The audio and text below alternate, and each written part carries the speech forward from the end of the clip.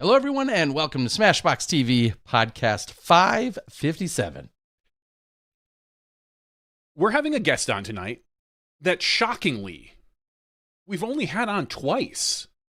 He's only been on the show officially twice that we've known. I mean, maybe he's popped up in backgrounds. I could think of... I'm always curious because we did a few at the DDO, or GBO at the time, where we brought people in.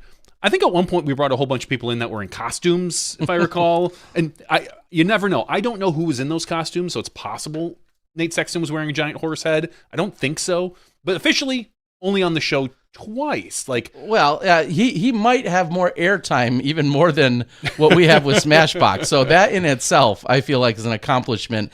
And aside from all of that airtime and the smooth, silky Papa Nate voice that he's got, he's also now put another major on his resume, and of course, that means he's joining SmashBoxxTV.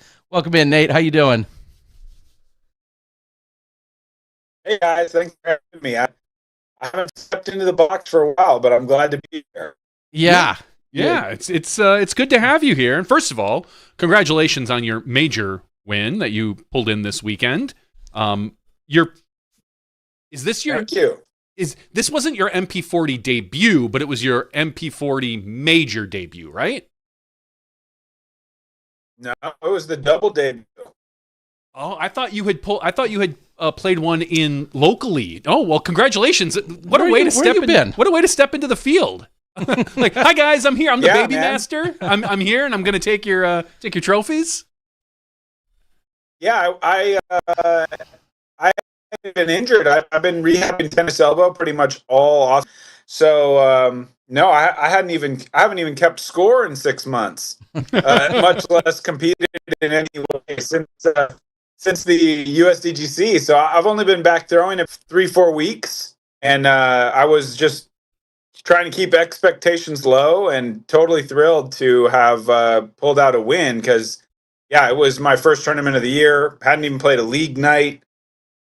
Nothing since the USDGC. I mean, you just did what, like, it feels like every pro player thinks they're going to do when they walk into the Masters field.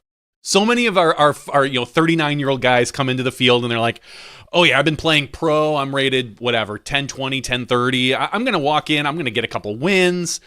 And inevitably they run into guys like Kale or Joe Revere or Philo or Martin Hendel. And usually they get, it's not as easy as they think it is. It's not as easy as they think it is. Was it as easy as you thought it was? Tell us how the week went for you.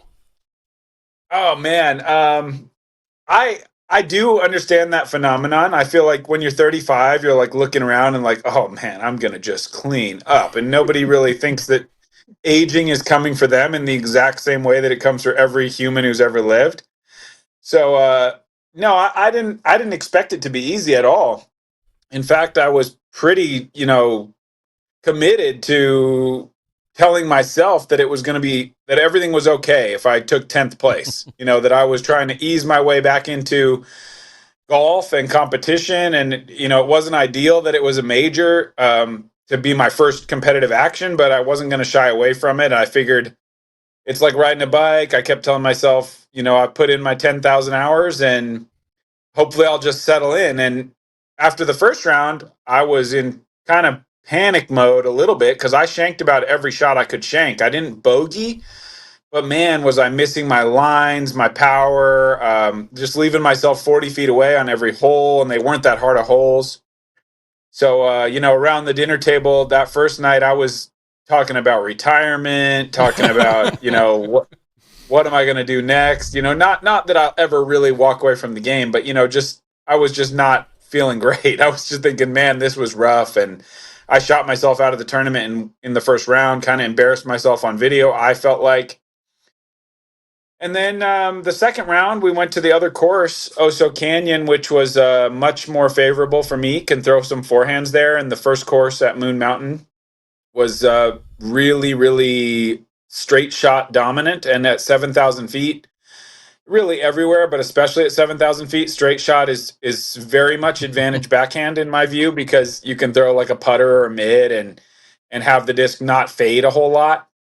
So that was for sure the harder course for me. So going into that other course, I was a little more comfortable. I would say pressure was 100% off because I was 5 or 6 shots back of like phenomenal players, and kind of back on the 4th or 5th card or whatever. And I just, just threw the disc and got a couple birdies in a row, made an eagle on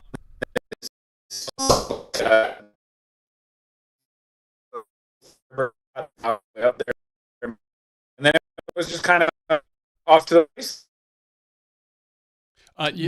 One sec, Nate. You got a little choppy on us. We're going to try and send you a slightly lesser intense video. I think what I'll do is I'll just because he's at a hotel right now, I'm going to cut the video to him so he's not going to see us, but everyone's still going to see him. So that'll be fine. That'll help with a little bit of the bandwidth. Yeah, sorry about that, guys. No, they're not giving me the sweet Wi-Fi over here. No, we understand. You've been traveling a lot. You're at a hotel. That's we run into this. You're not the first one to have bad Wi-Fi with us. Usually it's someone that's sitting in their car, like either outside the course or in the middle of the mountains. Like, I'm somewhere in Colorado in the middle of nowhere because I'm on my way to the West Coast. So no big deal. I'm pretty sure I went on Smashbox from a car. Yeah. Or an RV or something. RV or something. Yeah, that second round. I think I did. Go ahead. Oh no, I just saying. I think I did. I think I remember being in Georgia. Yeah. In a car. Yeah, that's not shocking. That second round, you shot an 11 down, the hot round of the event, or hot round of that particular round, 10:55, tied with Danny Polk, who was in first place. At that point, going into the third round, you were 4 strokes back. At that point, did you feel like you had a chance to come back? Like, looking at who's in front of you, you've got Danny, Kale, and I believe it was Paul Oman? No, yeah, Paul Oman. Oh, like 3 guys who are regularly touring, and your game is starting to feel better, I'm assuming? Yeah, I certainly thought I had a chance. I was pretty apprehensive because we were going back to that Moon Mountain course where I had shanked everything and didn't feel like I could really use the strongest part of my game, like forehand Firebird and the things that have got me the places that I've been in this game. So I wasn't like, I'm going to win or anything, but yeah, for sure I thought I had a shot. You never know. And I was very encouraged by shooting around that felt more like myself, and really surprised, honestly, that I was all the way back to the lead card. It was kind of a little bit of a welcome to Masters moment in that a 10:55 like really does some damage, where, out on the Pro Tour, sometimes you lay down a 10:55 and you lose it's ground. Just kind of ho-hum. You lose ground to the leader, and maybe you make up like 2 or 3 spots on those guys in the middle of the field. Yes. Yeah, every once in a while it does feel like that. So that was kind of refreshing to like play a good round and go, oh man, wow, I'm back on the lead card already. That's cool. And then I changed my approach a little bit. I tried to reset my mindset going into that course. I tried to force a few forehands into places where maybe the first time I had tried to throw my backhand. And I just tried to commit to the backhands, and I sort of succeeded on all fronts in doing those things, and was able to play that course much better. Yeah, and both of them obviously being mountain courses. Moon Mountain, a little bit lower elevation. I don't know if you noticed any difference in terms of the way the disc flew, because you're talking 500, maybe 1,000 feet. Either way, we were in some significant elevation, and I think one of the most impressive things, well, let me just preface this or declare for everyone. You were in 15th after round 1. Round 2, you shot the hot round to move you up. Round 3, you shot the hot round. And round 4, you shot the hot round. So you closed out the event with shooting 3 hot rounds to ultimately get the win. So that in itself, obviously impressive. But I want to dig a little deeper and say, you managed to stay bogey free. Like, not a single bogey in 72 holes. I don't care if you're playing 300-foot pitch and putt holes. To play 72 and never find a bogey, is that a testament to your style or your gameplay this weekend? Like, how does that compute to have 0 bogeys? Yeah, I mean, I think there's a lot of factors at play there. That's something that I was kind of famous for doing back in the day. On courses in that sort of 6,000 to 7,000 foot length, where in my whole career playing B tiers and coming up in the game, it was playing courses more like that, scrappier, little fun courses. And not that those courses are little, but compared to the Pro Tour, surely I think that's a fair adjective. So I think that's part of it. I usually can be pretty good at hitting my lines. I also think I got good luck at times when I was shanking those backhands. Sometimes you know how woods golf can be, where like your shank is so bad that you miss the tree that defines the fairway, and then you made a lot of progress forward. Mm-hmm. So I'm not going to say I wasn't guilty of that a couple times, where I missed a line but didn't hit a very, very early tree and was able to scrap out par. So, you know, I think every time I've ever won a tournament, I felt like luck was on my side, and I felt that way again this week. That, you know, there were times when I threw shots bad enough to deserve bogey, but I didn't bogey. I think that you almost very rarely do I believe anybody wins without a little bit of luck. Yeah. I mean, or looking at the other guy and going, especially in the woods. Yeah, especially in the woods, or looking at the other guy and going, oh, they got some really bad luck. Yeah. And maybe their bad luck makes your luck feel a little better. So the woods can be fickle. Yeah. Yeah, absolutely. Diving into, and I don't, this doesn't really have any bearing in my opinion on the bogey conversation, but some of the holes were, the pars were a little softer than what you're used to playing. And one that jumps out is one that Jen Allen eagled and that you eagled and a handful of others. Hole number 10 at Moon Mountain is 455 or 445, almost straight uphill. It feels like straight uphill, but it's labeled a par 5. And you just know that in the Pro Tour, that would have been labeled a 4. Still a damn good 3, no matter how you cut it, right? Like that's still bonus birdie. But did any of the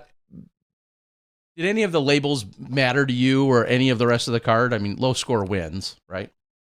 Yeah, I don't think the labels matter. It was kind of a topic of conversation. There were quite a few inappropriately parred holes.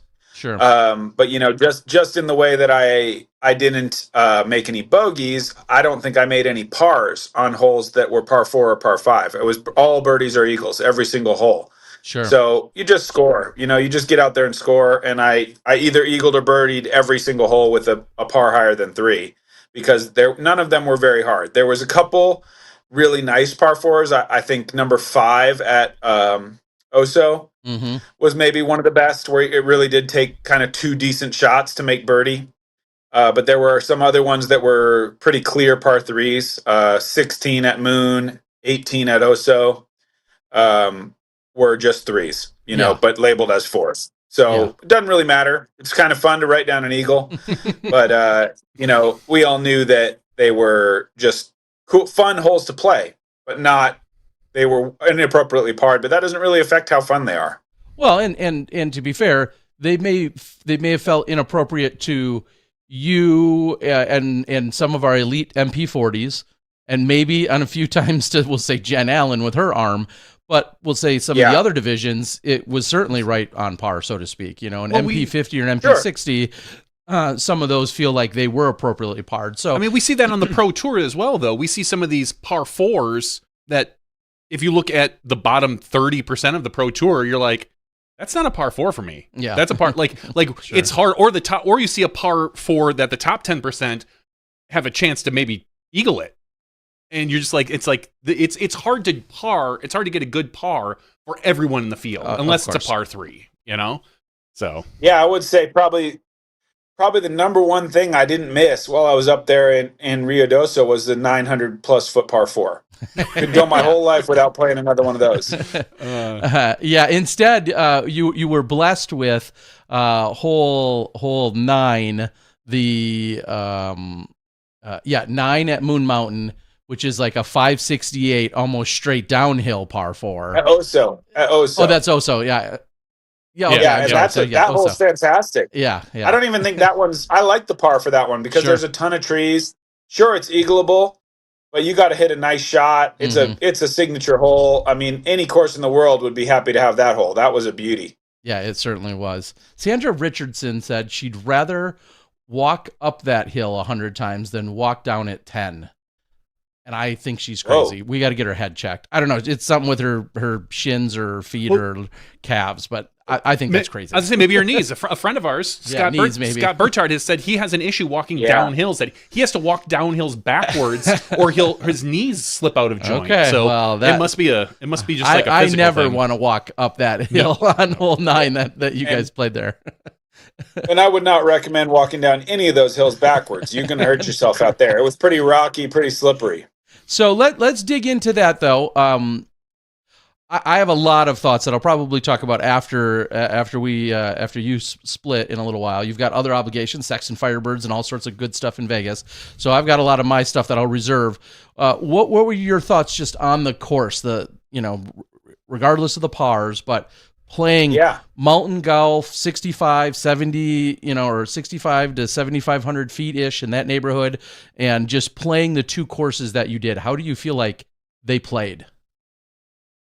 I loved them. I mean, it was like getting in a time machine and going back to like the good old days of my disc golf career, playing like, I think the word I want to use is scrappy and fun. Like the courses they're mountain, so it's not like super polished like a DGPT.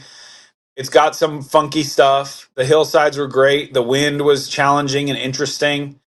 The distance is like so refreshingly achievable for me as somebody who's kind of aging on the pro tour and never had the biggest arm in the room to begin with. It was so cool playing courses where I felt like I could legitimately, like, I could imagine birdieing all of them. Like if I was just playing great, it's like you could imagine just throwing down the perfect round. And that's kind of how disc golf, that's like what disc golf was to me coming up. And like, I've thought about this a lot, and I made my name in this game playing 7,000 foot courses. And if I was 20 right now with the exact same skill set I have, I hope that there's a little part of me that thinks maybe if I grew up on YouTube, I'd throw 600 feet. I hope, just that I could have figured that out, but who knows? Let's say I couldn't. I don't know that I'd ever get noticed in the same way that I got noticed. I mean, I know I'm a great player. I've been a 1040 rated player, so I'm sure I could have made headway on the pro tour, even with a shorter arm. But like courses like we played there, that's what I learned how to play on. That's what my skill set. That's what my skill set is built around. Is destroying those kind of courses. So that for me was like a really refreshing and fun change of pace. So I guess that brings up a pretty obvious question. Maybe is, do you plan on going back to the pro tour at all? Like, are your pro tour days done, or are you still going to, make your stops in on the pro tour, maybe on courses that you feel comfortable on, or local? If we're going up to the Northwest, like what is your pro tour plan now that you also are on the commentary side? Yeah, for sure. I mean, I'm still definitely playing. I'm playing in Portland. I'm playing in Norway twice. I'm playing the majors in Europe. So I'll be on the Pro Tour. My only two Masters events on my schedule as of now are last week and then this week in Vegas. And in hindsight, had I known last week would go so well and my arm would feel relatively good, I probably would have done MPO here. But I'm stoked to be. I'm cool. I'm happy playing Masters too. It's really fun. But I still have Pro Tour aspirations for sure. We'll see how the points gathering goes this year, since I'm getting a pretty late start with the missing some time due to injury. So we'll see what next year brings in terms of a tour card. I'd like to think that I've put in enough time to maybe earn an injury exemption for 1 year and take on the 2026 season if I don't collect enough points in the limited action I'm going to get this year. But beyond that, I mean, yeah, I don't know. I don't know that I'd be on the Pro Tour in 2027. I can kind of give you a pretty good promise of some action in 25, some action in 2026. But it's like sports is sports, and eventually it's just not your place anymore, and that's okay. I'm not even bitter that the courses have gotten so long. It's just not. It doesn't reward my skills. Father Time, and that's is okay, undefeated. Because, yeah, and I'm not. It's not even that I'm throwing it so much shorter. I feel like I'm pretty much throwing it the way I've always thrown it, and the courses have grown, and that's cool because I like watching the long bomb too. And seeing those guys push to their limit, and seeing those guys have to exist where you're just right at the edge of where you feel accurate, and you have to take risks, and you have to do compelling things on the golf course. So it doesn't bother me. It's just a fact of life, and I don't think that there's going to be too many 45-year-olds, out there on the tour making headway. Like I don't know who is benefiting from that situation. So and I don't know the schedule off the top of my head. Masters Worlds over in Minnesota. What? I'm going to be in Norway. You are going to be in Norway. Okay, I wasn't sure where exactly the schedule was. If it was a week before or during. Okay, so that's why you're not attending. Well, I'm sure all the Masters players don't mind not seeing you there. Look. The way I see it, Kale tried to trick me. He's trying to get me to go into the Dragon's Den on my first Masters Worlds, and I'm not that stupid. So, you're not going to get me like that. I'm not going to Minneapolis to play against him. Give me a break. Yeah, it's like you said, in his backyard with all the history there. And courses maybe he designed or helped. Well, you're going to play Blue Ribbon Pines, which obviously you have some history with as well. So it'll be like you said. You're all not those fans want to one. see you back at that soft course, though, Nate. No, they hate me. They hate me up there. No, I'm sure that was pre-COVID. I don't know if anyone even remembers that, so don't worry about it. Yeah, I didn't mean it. I didn't mean anything by it. I had fun there. It was a good time. I swear. It was. I mean, birdies are fun, and so if you think something, I totally agree with that. When you think about, this week rolling into Vegas, obviously a massive undertaking. I was going to say not just by Innova, even though it is. I mean, Innova being the presenting sponsor, Jeff Chaqua, the entire Las Vegas club. I mean, that has become, as they've really built it for the last few years, as like almost a major in itself on the West Coast. Year after year, it was a tour opener of sorts for many years, whether it was the NT or a couple years on the Pro Tour, and then it's 4 rounds. It's got all the makings, and then you're in Vegas and everything else. You and a special release of Firebirds have also been a staple of that now for the last couple of years. Where does that stand this year as we talk about those, and then we'll talk about your other Firebirds? But where does that? Yeah, it's still going. It's starting tonight. They do that Las Vegas edition Firebird to raise money for the tournament, and it's gone really well. The last, I don't know, maybe 5 years, 6 years. It's hard to remember. But we're releasing them tonight to the volunteers, tomorrow to the players, and Saturday to the general public here in Vegas. I don't think they're sold online in any capacity. It's kind of a gotta be here type of offering. Calvin's got his special Toros as well right beside me. So he and I will be hanging out tonight, signing autographs and talking to the volunteers. A cool thing that they do here. They always have a volunteer dinner, go through, thanking everybody. Try to get them the special access to some of the goodies. Just a way to say thank you to all those people that make the event go off as smoothly as it does. Yeah, and we're going to let you go in just a little while because we know you have that obligation, which is awesome. This year, as I've been a vendor for more than 25-ish years of Innova myself, but this year, with regard to the Sexton Firebird, the regular Sexton Firebird Tour Series disc, which is also strangely coming out today, which is also released to the public today. It's out on the Pro Shop right now. If everyone wants to go get it or buy it from me, they allowed they switched it up. Innova switched it up and basically said that dealers like myself or anyone else that owns stores, so on and so forth, were able to then purchase them a little bit more easily and then make them available. My question to you is there going to be, was there a ton more made this year if they're making them so much more accessible to everyone else? Does that make sense? I sure hope so. Yeah, I hope so. but I don't have that information. Okay. That'd be cool. I don't know. I think I would doubt if they've like really ramped up production. I think this would be a strange time to do that. But I'm sure they're making plenty. But I'm glad that they're making them a little easier to get, and I love that.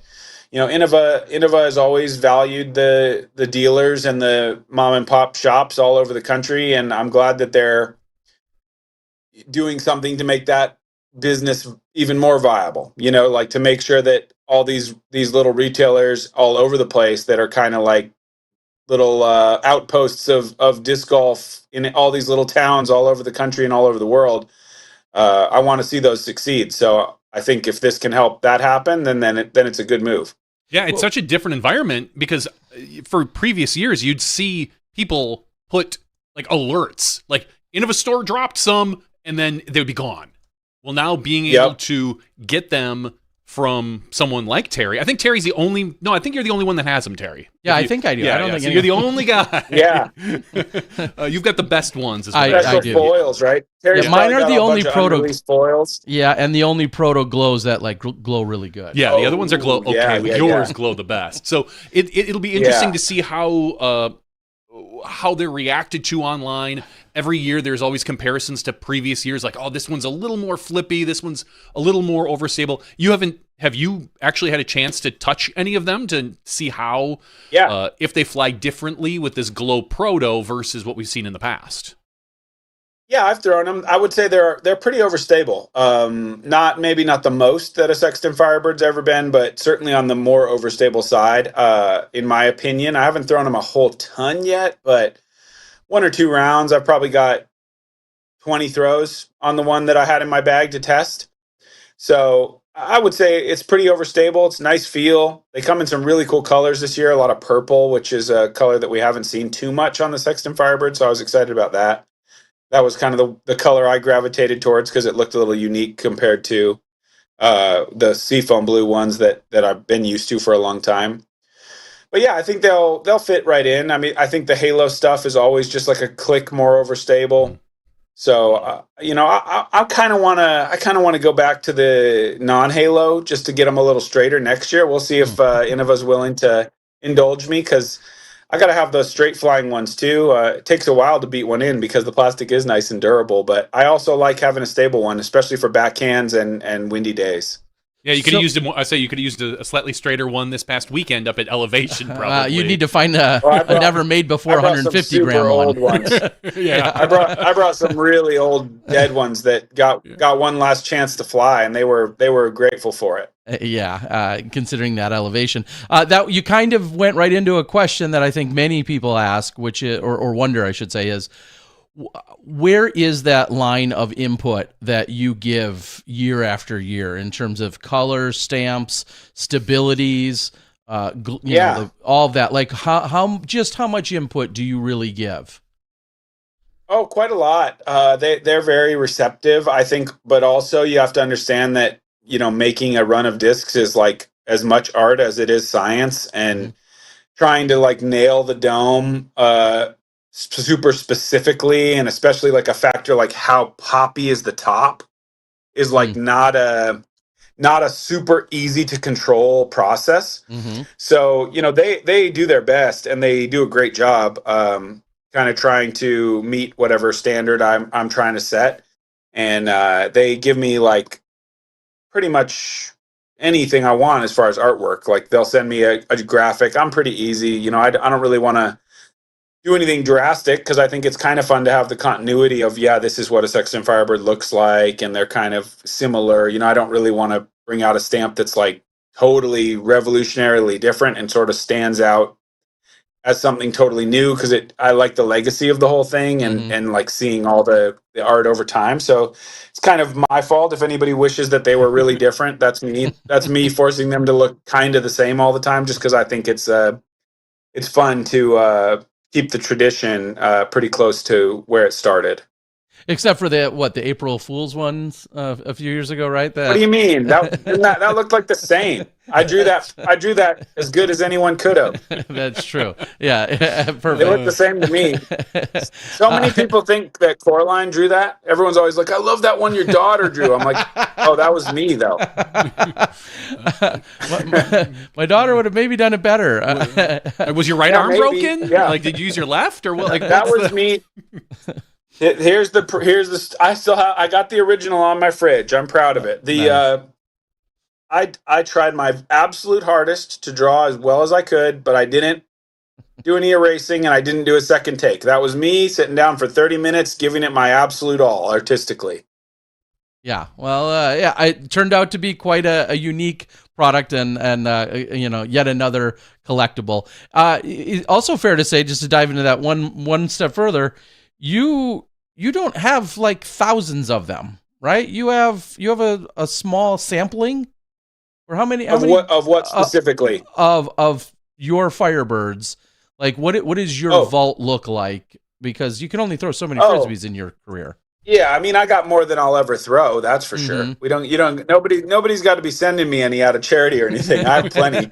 But I would guess 150 to 200. Okay, so more than one man could ever use, even if I played a water course every day. I was gonna say we're gonna send you to Fountain Hills for a couple months, and then I'm pretty accurate though. I'm pretty accurate. Yeah. That's the good thing about a Firebird. It really does not want to go in the water. There you go.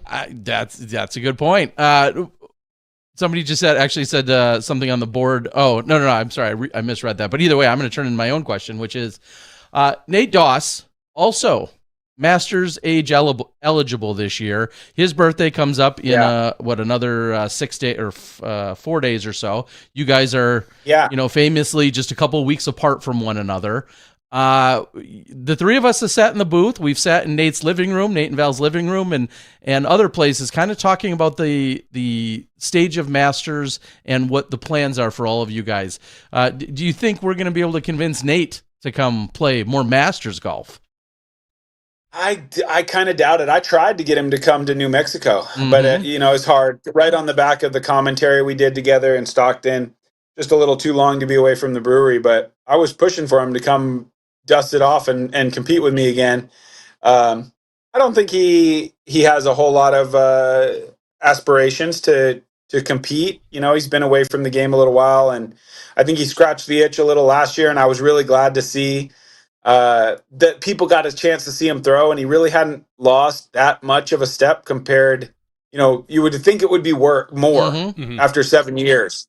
I played a practice round with him, and he was smooth as ever, and it was just fun to see him back there because he's one of the greatest players ever. So I guess my short answer is no. I don't think we're going to convince him to play a bunch more Masters. Well, with that being said, and now that you're freshly in the division, and that might be where you hang out for a few years, aside from your Pro Tour stops, who else are you excited to see and or compete with when you do get into that a little more regular MP40 world? Who's a year or two off, and who's already there that you're most excited to go up against on any given weekend?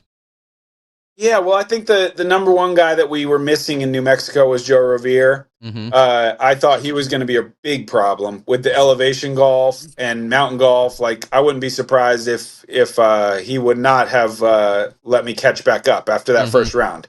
But you never know. He's a great player. I'm excited to compete against him. Big Germ, he's Masters now, so I want to lock horns with that guy at one of these events coming up sometime. Bradley Williams, not far away. I think he might be next year, and he's been playing really well, so he's very dangerous. The list goes on. There's a lot of people. Yuli's probably 36, so we don't have to worry about him for a little while. He's not aging well. Okay, well. I'm totally kidding. No, I just was thinking he was maybe 37 or 38, but yeah, he might be. A few extra wrinkles around the eyes. I mean, for crying out, Paul's 35, which is kind of going to be, I think, 35 in July. Yeah, he is. And quick side note: happy birthday to Hannah Macbeth. Yeah, Hannah's birthday. Oh yeah, for sure. Her birthday's today. Anyway, it will be fun to watch. And do you? I know you have a young daughter yet.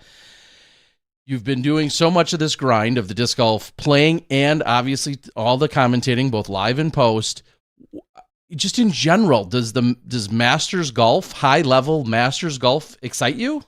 Like the thought of it? Yeah. Okay. Yeah, absolutely, man. I love disc golf, but I think it's possible that something I love more than disc golf is winning. And Masters, it's hard to separate those things, honestly. Like, I love Frisbees, I always have, but there's a part of me that wonders, when I'm out there and I've been on the Pro Tour a couple of weeks and I'm kind of not playing my best and it's maybe a 40th and a 12th and like a 23rd and a 65th, I start to question, like, do I love the game more or do I love the fact that since I was a kid, people have been patting me on the back saying, "You're great at this. Keep going. This is awesome." And that's really awesome. That's a really good feeling, and something that I think spurred me on many times, to keep going and to chase disc golf and to spend my time practicing and, to try to keep earning the praise of the people around me and try to live up to the expectations of the guys in my hometown and, just to go as far as I could go. So like drawing that line in the sand, is it more about the golf or is it more about the winning? I think I've lately, as I've aged and as I've found less success on the pro tour, I've started to wonder, like, I wonder which one is the more important factor, because I doubt I'd still be out here playing disc golf at all if I just like bogeyed all the time and in it. But there are people that enjoy it for their whole life, not playing high level golf. But I'm a competitive person. I don't think I'd ever would have made it this far if I wasn't.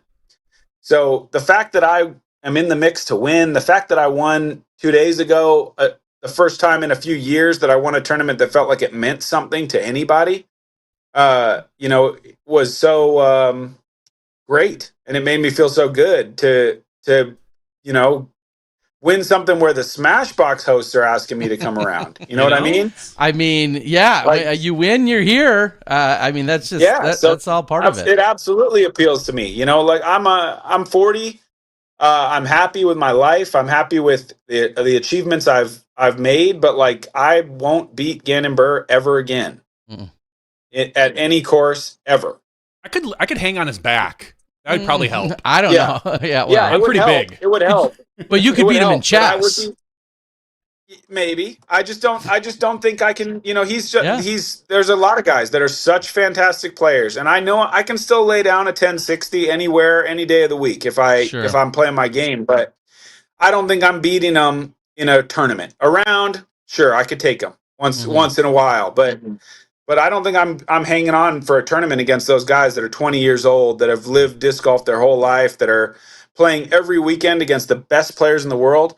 I don't think it's even possible for me to be the best disc golfer that I could possibly be without being in and being out there on the road. That's when I reached my peak in my early 30s in the RV with Macbeth, in the RV with my wife and daughter, winning the USDGC, rated 10-4, that playing every single weekend against the best players in the world, and practice on more days than you're playing on this course on the planet. All that is required as you could possibly be. I'm not hearing me. Yeah, you got a little choppy, and I think which is almost all right, because we're going to let you go anyway. If we get one more line out of you, I just really want to close out by asking you if there's anything else you want to say, or any sponsors to thank, all of those things, how people can support you, continue to support you, share that with I will say, though, before you say that, I think you can take Gannon Buhr on like these 6,000 and 7,000 foot courses. We don't have those, though. But we don't have them on the pro tour. Yeah, that's the problem. I agree. I do agree. I'm way more dangerous there, but the pure fact of the distance puts generally about 5 or 6 holes out of the realm of possibilities, and that's a pretty big handicap. Yep. Yeah. All right. Well, you're getting choppy, so give us one your closeout line with again, people you want to thank or anything else you want to say, and we'll let you go. Sponsors and support. Yeah, thank all those other people at the LVC there. All right. Well, hopefully this is coming through, but obviously Innova, chiefly my number one sponsor. They've been with me my whole career, basically, since I turned pro. They still support me, and the support has changed my life. That largely thanks to my fans buying Firebirds, buying Fireflies. You can get them from Terry. He's got a huge stack of them. Video shoes, Pound disc golf bags, OTB discs, also supporting me. I just want to thank my fans, my family, my friends. I got so many messages of encouragement as I was kind of charging back up the leaderboard. And that really, pushes me to be the best I can be, to hear people that still believe in me after all this time, and even after a bad start are telling me I can do it and keep pushing. And that happened was just a storybook thing for me, that I would have bet the farm that I couldn't come back after that first day, the way I felt that evening. So to persevere and to maintain a positive attitude. All those people helped me do it, and they've helped me my whole career. And I just appreciate everyone who reaches out and has a kind word. Awesome. Well, it was incredible to see. I was watching the scores while I was editing the FP40. I'm watching the scores and talking over with my cameraman. And we're like, he's doing what? And he started where? And every one of those little, tidbits throughout the weekend. And obviously Conrad and Felix over there killing it and giving the coverage so everybody could watch it. It was very, very well watched this weekend. No surprise with you and the rest of the superstars on there, and that was awesome as well. So, Nate, go do your thing. You've got a ton of those supporters, like you just said, and all that incredible staff. Please tell everyone at the Las Vegas Challenge that me and Johnny say hi, and we're going to miss them this year, but I'm sure they'll put on a great show. And congratulations on picking up another major. And I look forward to seeing you in the booth sometime soon, sometime next month maybe. I think we'll be there together. Yeah, you're going to have to start calling me 2-time U.S. champion in the Open, Terry. Okay. Yeah, I like it. All right, pal. Have a good night. Thanks for joining us. All right. Thanks, guys. See ya. Thanks, Nate. Night. See ya. Nate Sexton, everyone. Well, 15th place, and I heard as he said, shanked his very first tee shot, and really worked hard. Still got up and down for the par, very impressively, but he had to battle back hard, and it was so interesting for me as a guy who, let me put it this way: the FP40 division played 32 of the same 36 holes, the MP40. There was literally just four shorter tee pads at the Oso course. So I know pretty much exactly what he saw, how he played, same pars and all that. And the bogey free is insane still, as I brought up. And just the idea of how you can be punished with throwing an errant shot or a slightly errant shot out there on this course. And then obviously the physicality to it with the 7,500 foot elevation we were at, everything. When the course is as long as the elevation, yeah, exactly. That's a problem. Maybe there's some diagram or some kind of, what's the word I'm looking for? Some kind of formula that has to come into play then, and he can start looking into that, the course elevation versus, and like he said, the idea that Joe Revere, we talked about it, had the robotics and then competition recently, but then also was able to only go to GBO, wasn't able to go to this event.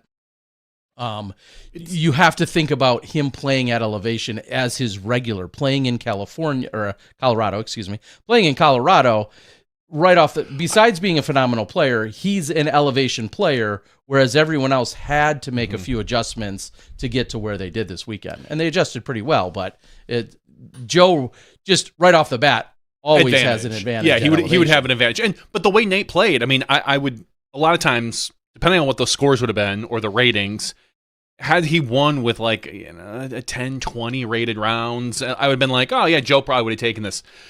He had a rough first round, but then he put up like 1050, 1060, like Joe Revere's, I'm going to put this in quotes, only rated like 1035. Yeah, okay. So, and again, that's clearly tongue-in-cheek, but there's nothing to say that Joe would have held him off. Oh, no, of course not. I'm not suggesting that either, but I don't he think would have been another very formidable competitor as a multiple-time world champ, and I'm sure Masters world champ. As much as Joe probably enjoyed his weekend, I'm sure he was chomping at the bit just thinking, oh, I would love to be at these courses.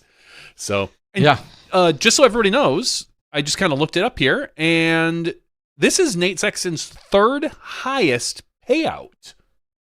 $12,000 for USDGC, $7,000 for Ledgestone in 2018, and then 2025, $4,800.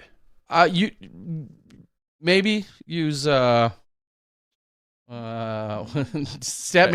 It might not be. It's his third highest payout for a win. Oh, you're right. There may have been a time he finished really well at another really big event, and the payout may have been. But you're right. Possibly, regardless, yeah, exactly. This is still one of the bigger event paychecks that he has gotten in that $4,800. So very impressive as well, as you're saying. I'm just thinking maybe he might have taken a second at a major that I'm not thinking or about. Sometimes you finish significantly yeah. at the Disc Golf Pro Tour finale, or in the Disc Golf Pro Tour standings. I don't count those. That's not a win. That's not a play. I know it's not a win. Like I'm saying that's still a payout. It's it is 100% a payout. You get money for that. That's more to me an accumulation of a season. Sure. Like that's not like you didn't earn that in 1 week. You didn't earn that in 1 weekend. Like that's more like, hey, this is what I got. What he's earning in Firebirds over a year, though. I mean, at least like tens of dollars. I would guess even 50s of dollars. That's just my bad. All right, let's talk a little bit about some of the other players at this event, at the Tim Selinske U.S. Masters Championship, presented by Innova. Oh, no wonder he won. It was presented by Innova. Gosh. This week we saw Nate Sexton take first place, winning $4,800. Let me get this spit out here. Tied for second place, Paul Oman and Danny Polk. Danny Polk is a guy who, I think we mentioned him last week, but he always slides, I believe he slides under the radar for so many people. He's quote-unquote only rated 1,002, but he always seems to show up at these big events. My pick to win took fourth place. That was Cale LaVisca. I was watching the scores a little bit this weekend, and after the first round, I was like, oh, Cale, that's not the greatest pick. And then he crawled back up, just like Nate Sexton did, got up into the lead card. And I was like, all right, cool. Oh, he I think at one point after the third round, he was in the lead. And I was like, all right, cool. Cale's probably going to run this one home, throw down an 8, 9, 10, and just keep everybody at bay.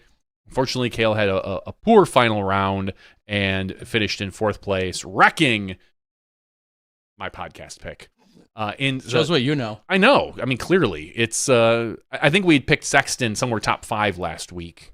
But with the injury and stuff, and coming off the couch, no one really expected a big win from him. But congratulations to Nate Sexton, as we said. Tied for fifth place between Brandon Cawthorn and Matt Blakely and Elijah Garrison. Also making note that Pete Ulibarri had opened the tournament with the hottest round at 11 under, I believe tying Cale at during the opening. You had to think the stars were aligned initially there for Pete, and ultimately he slid down into 10th place on the weekend. But he opened the tournament tying the hot round, and it was his birthday that day.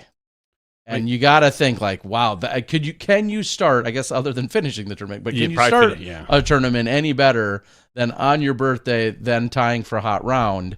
And he unfortunately wasn't able to keep that going. I think he followed the 11 up with like a 1 or 2 under during the second round, as we saw the likes of Sexton and others continuing to make their charge. But Pete still finishing in the top 10. He needs more birthdays. It makes sense that some people also said there might be a little nudge in Pete's favor in that Pete sometimes playing in elevation as well, Flagstaff area in Tucson, northern Arizona, but awesome to see, and pretty cool. 8th place, Keenan Jackson, rated 976, so playing very well here at this major, as well as Martin Hendel, a name we talked about last week, and as you mentioned, Pete Ulibarri and Casey Kester.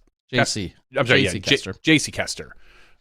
In the top who 10. had stories circling throughout about some of his obviously his overhand prowess, which is he's kind of famous for, but there were some stories from this weekend alone that got discussed. No surprise there. I will also say Martin Hendel doesn't feel like he finished in 8th, because after the casino, he's like, I finished in 3rd, really. Oh, he had a good night at the casino, huh? Yeah, during Sunday afternoon, I don't think he might. I hope he doesn't mind me sharing this. Sunday afternoon, he found himself at the casino, which you essentially have to go by to get to. So it's after the event. After the event.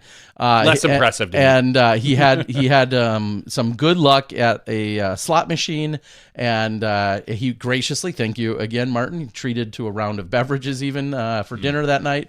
But Martin said, I feel more like I finished 3rd now when he was looking at his payout after the casino winnings. I'm not sure. I don't think they're going to adjust PDGA prize money money. They should have another for his column. Maybe extra not events. in this event, but for Vegas, I could see another column. Yeah, another just column. winning. Vegas winnings, and you have to submit. Or there's $5,000 for first, and then minus 3,200 for the craps table or blackjack. That could be a rough for some people. So. Nonetheless, it was awesome to see. So, Martin, congrats on your 3rd place money for your 8th place play, which he was talking about. Over on the FP40 division, this is the division that Terry covered.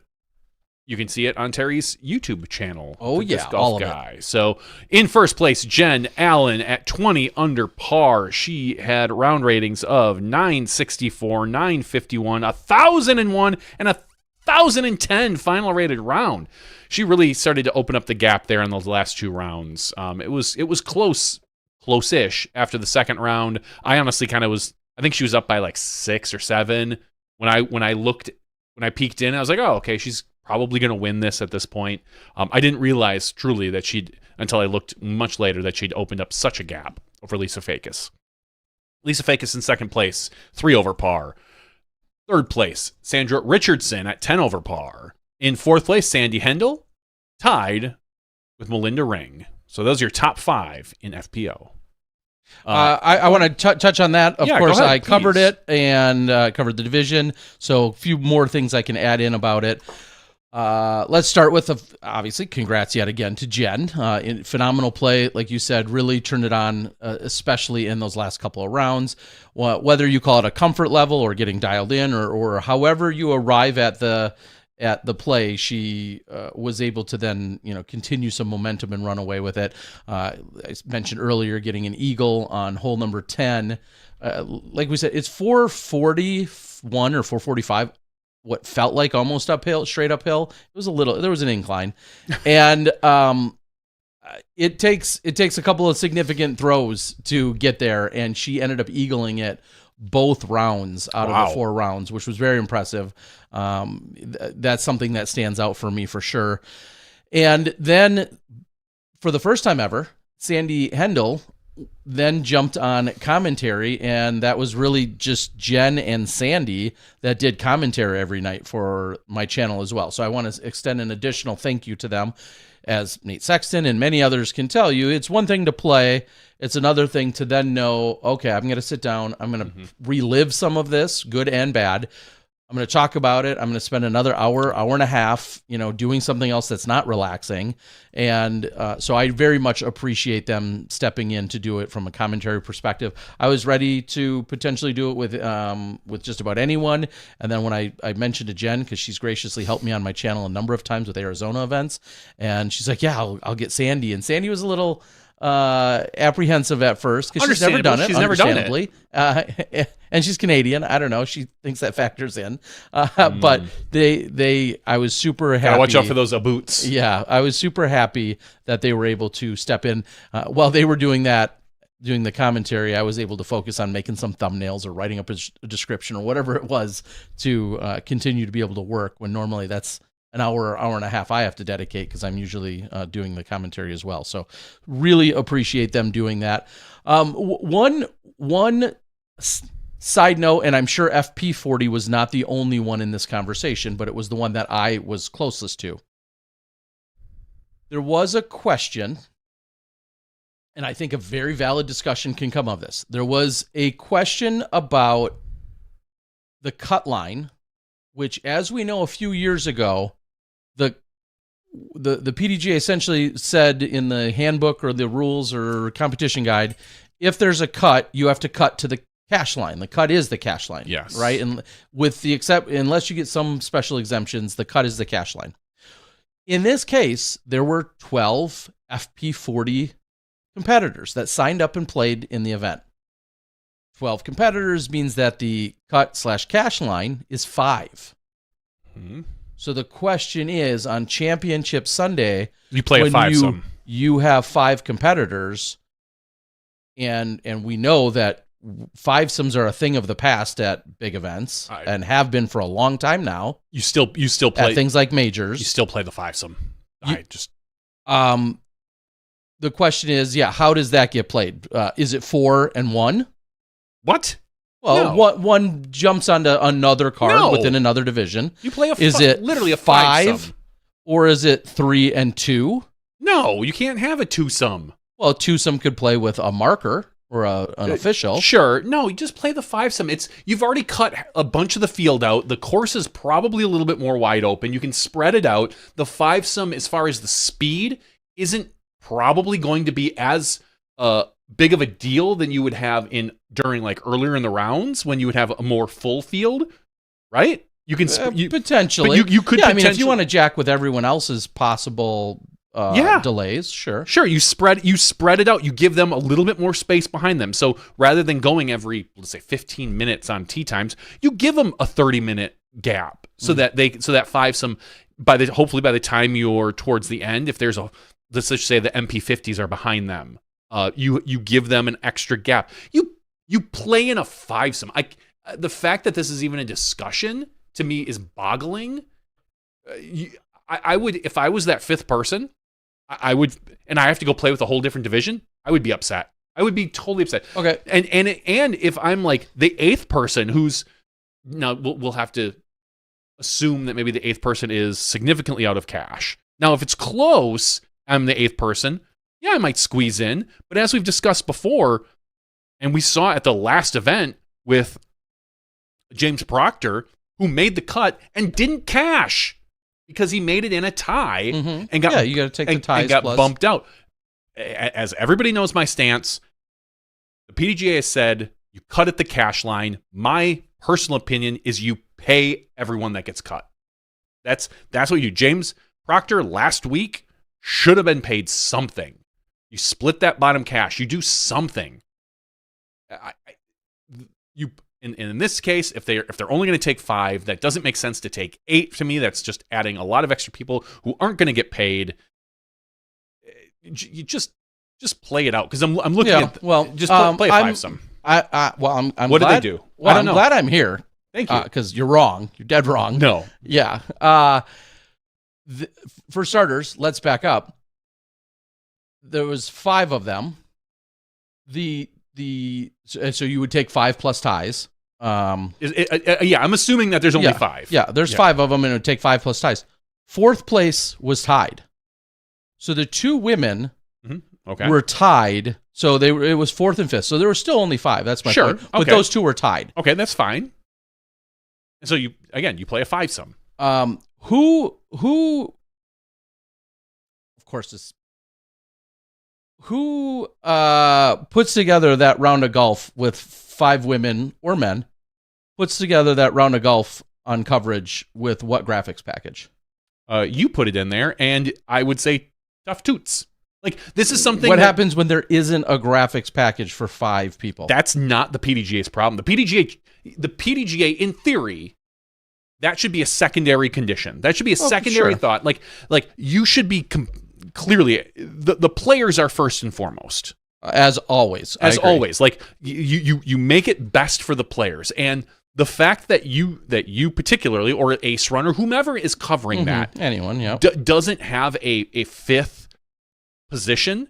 First of all, this should have been known weeks ahead of time. Barring someone withdraws, barring someone signs up late. Like, yeah, it's known weeks ahead of time that there's 12. There's 12 currently signed up. 5, and there's going to be, if in theory, 5 people making the cut. Like, that should be, hey, guess what? We're going to have 5 people make the cut. Yeah, I mean, if somebody does that math, and if no one shows up, if no one withdraws, because if you have 11 or 13, we might be having a different discussion. But yeah, it happens to be 12, and so that's where it's cut. To go back slightly on my take of a fivesome, I still think a fivesome is the right decision.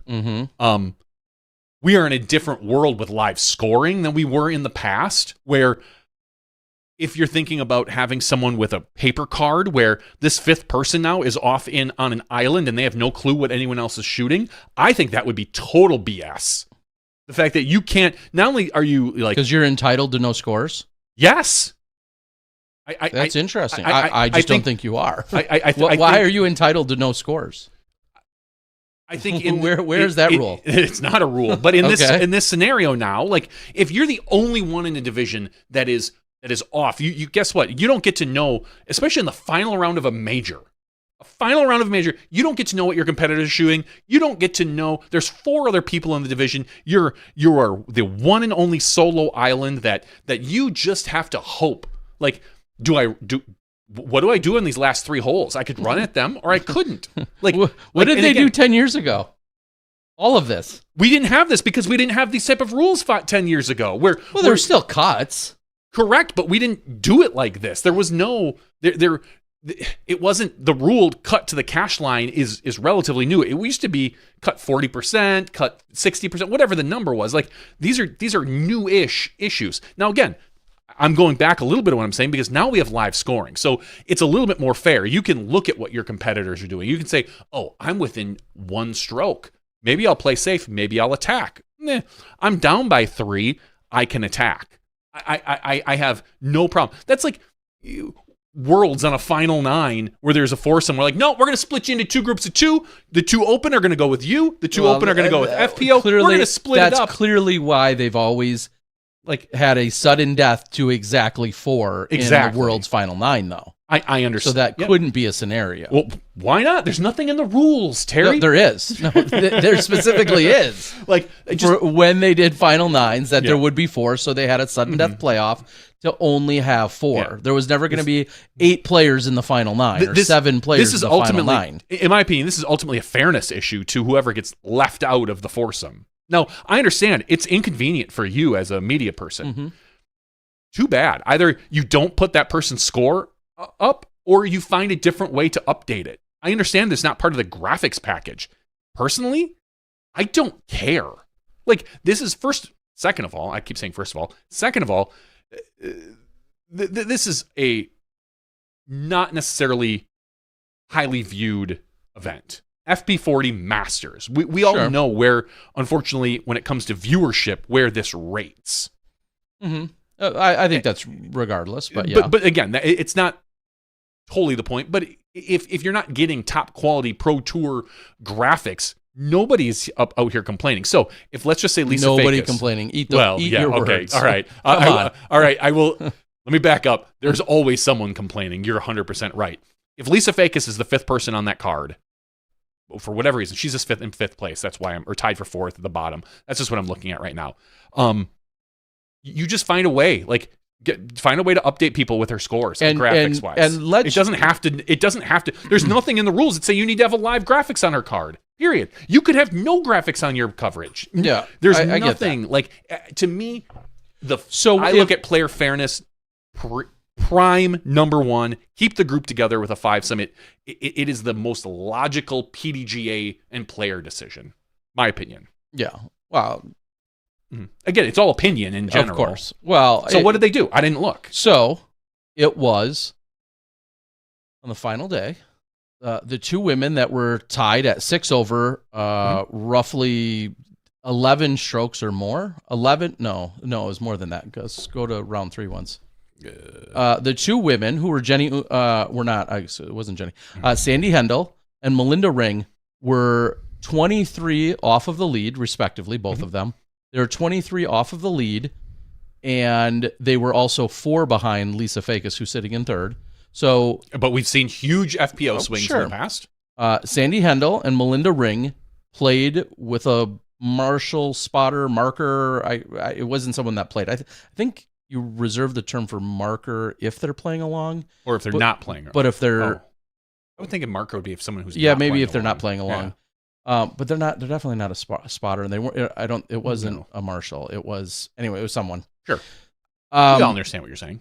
They had someone playing or someone with them, and they played as a twosome. And what if you don't have a package for 3 people, Terry? What if you don't have a 3-person graphics package? I don't know. What's the difference between 3 and 5? If you're normally set for 4, well, because 3 for the most part, trimming down to 3 is significantly easier and more practical for most, we'll say, editors. You should have versus a package going for to 5. You should have a package for 5. For when? For the 1 in 1,000 times this happens? Maybe, yeah. No. Like that. Anyway. So the 2 women played, and then the 3 women played on the lead card It was a lead card. There's not so to speak. They played on the lead card. It was a healthy discussion among them all. A lot of women and men that were there all had lots of different potential suggestions and solutions. I will say over both rounds 3 and 4. So it was a little uncertain on round 3. The decision got made officially, and then it was still a discussion during round 4. Mm-hmm. Again, not just players of both cards, but then also lots of other people have lots of opinions. That's why I said this is an opportunity to have this discussion, and I'm totally good with that. I prefer the 5-some. I don't mind the 2-some and a 3-some. Like, to me, that is the second best option in my mind. Okay. As opposed to 4 and 1. As opposed to 4. 4 and 1, I think, is I'm going to say unfathomable and unfair. Just pulling one person off of a field of 5, just to me doesn't feel right at a major. There's something, I'd say ethically wrong, but it just doesn't feel right in your stomach. Does it matter if that person... I don't care if that person's 20 strokes behind. 28 strokes behind 4th. I don't care, honestly. It just doesn't feel right. Figure out a better way. That's my opinion. Like, what if there was a third person for the tie? Then it makes more sense 3 and 3. Like another person you had to bring in. 3 and 3 is okay. 4 and 1 to me just doesn't feel right at a major. Singling somebody, I know they're not truly singling them out, but pulling them due to their score and putting them with MP, maybe there's another division that will use an example. FP50, I believe, was only 2 women.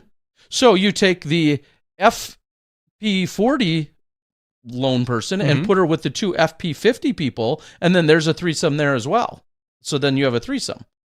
Now, that's not practical in this case because they actually play different courses, but I'm just saying. I still don't like the idea. Okay. But 3 and 2 is better than singling someone out. To me, a 5-some is even better. Keep the group together for this finals if it's only this number of people.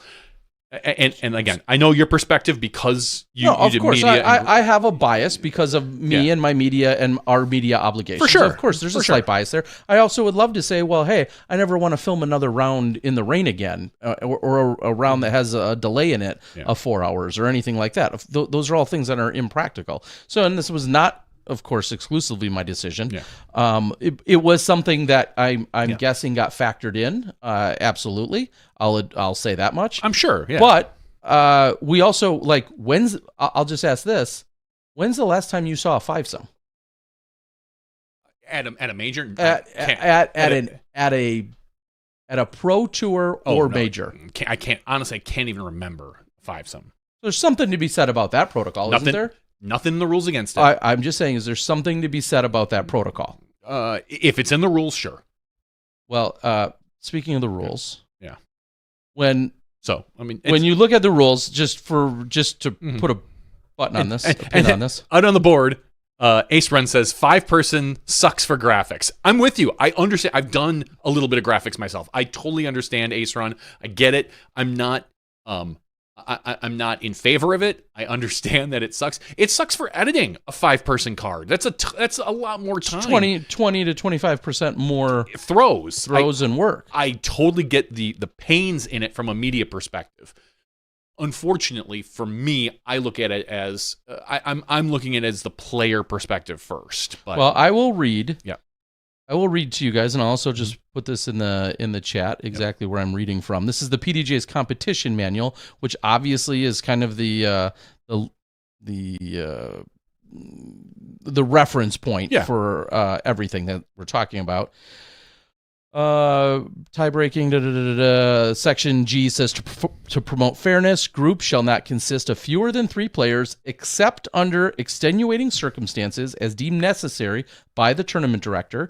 In cases where there are fewer than 3 players, players are required to play together. A designated tournament official must accompany the group and may play along as it does not interfere with the competing players. Then the next point is groups shall not be more than 5 players and should be limited to 4 players whenever possible. In teams play, blah, blah, blah, blah. That's not applicable. Okay, wait. Groups shall not be more than 5 players and should be limited to 4 players whenever possible. limited to 4 whenever possible. Okay, but read the previous paragraph. To promote fairness, groups shall not consist of fewer than 3 players, except under extenuating circumstances, as deemed necessary by the tournament director. So extenuating circumstances versus your should be limited. Should be limited. You throw it on a scale is kind of my thought. Like, you have to weigh your pros and cons. You can have your opinion, and I can have mine, and that's pretty much exactly what's happened here. So, if there's here's a question: if there's no media, do you do a 5-some?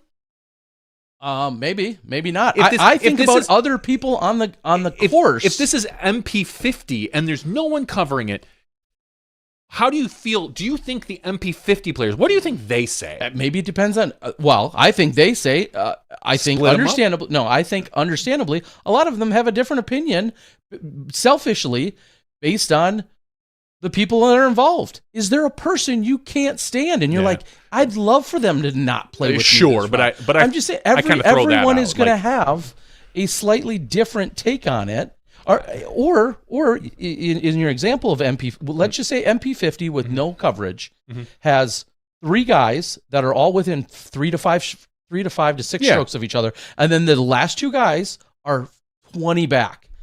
They're not going to say, let's play as a 5-some. I'd really like these 2 dragging us, slowing us down. I get it. So to me, I think it's always going to be subjective.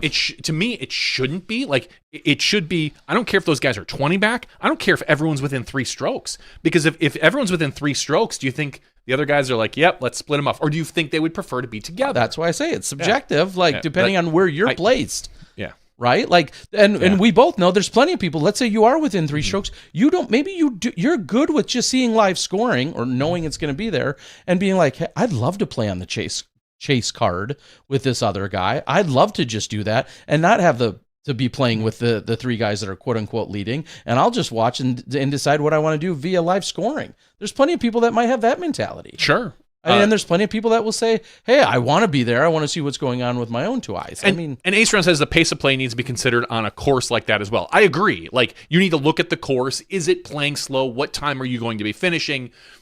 If that 5-some's holding up 6 other groups ultimately? It's possible. By the time they get done. That doesn't seem fair. You're right. It's 100% possible, but it's very much possible a 3-some and a 2-some could do that as well. Like, there's nothing to say that a group isn't going to hold so many people up. Like, that's why I say I would rather see the 5-some with a larger gap behind them, because the difference between, let's just say you're doing 7 minutes between groups, 8 minutes, 10 minutes. Let's say 10 minutes to be safe.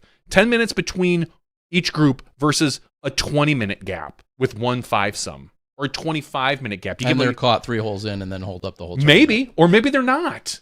Like, of course, maybe they're not, but probably they are. You have all 4-somes and you have a 5-some out there. I don't think there's much of a difference between a 4-some and a 5-some in that aspect. Now, if you have a 4-some or a 5-some and a 3-some behind it, then you're going to run into issues. Now, and that's something the PDGA would need to look at, because it's possible, based on field size, that the next group, because they usually go based on MP40, FP40, MP50, like they'll try to kind of arrange that. I know sometimes they'll mix it up depending on who's doing media and how that circles around, but if there's a 3-some behind that 5-some, maybe you make some adjustments. I'm just saying, to me, I would rather see the 5-some together. That's my opinion.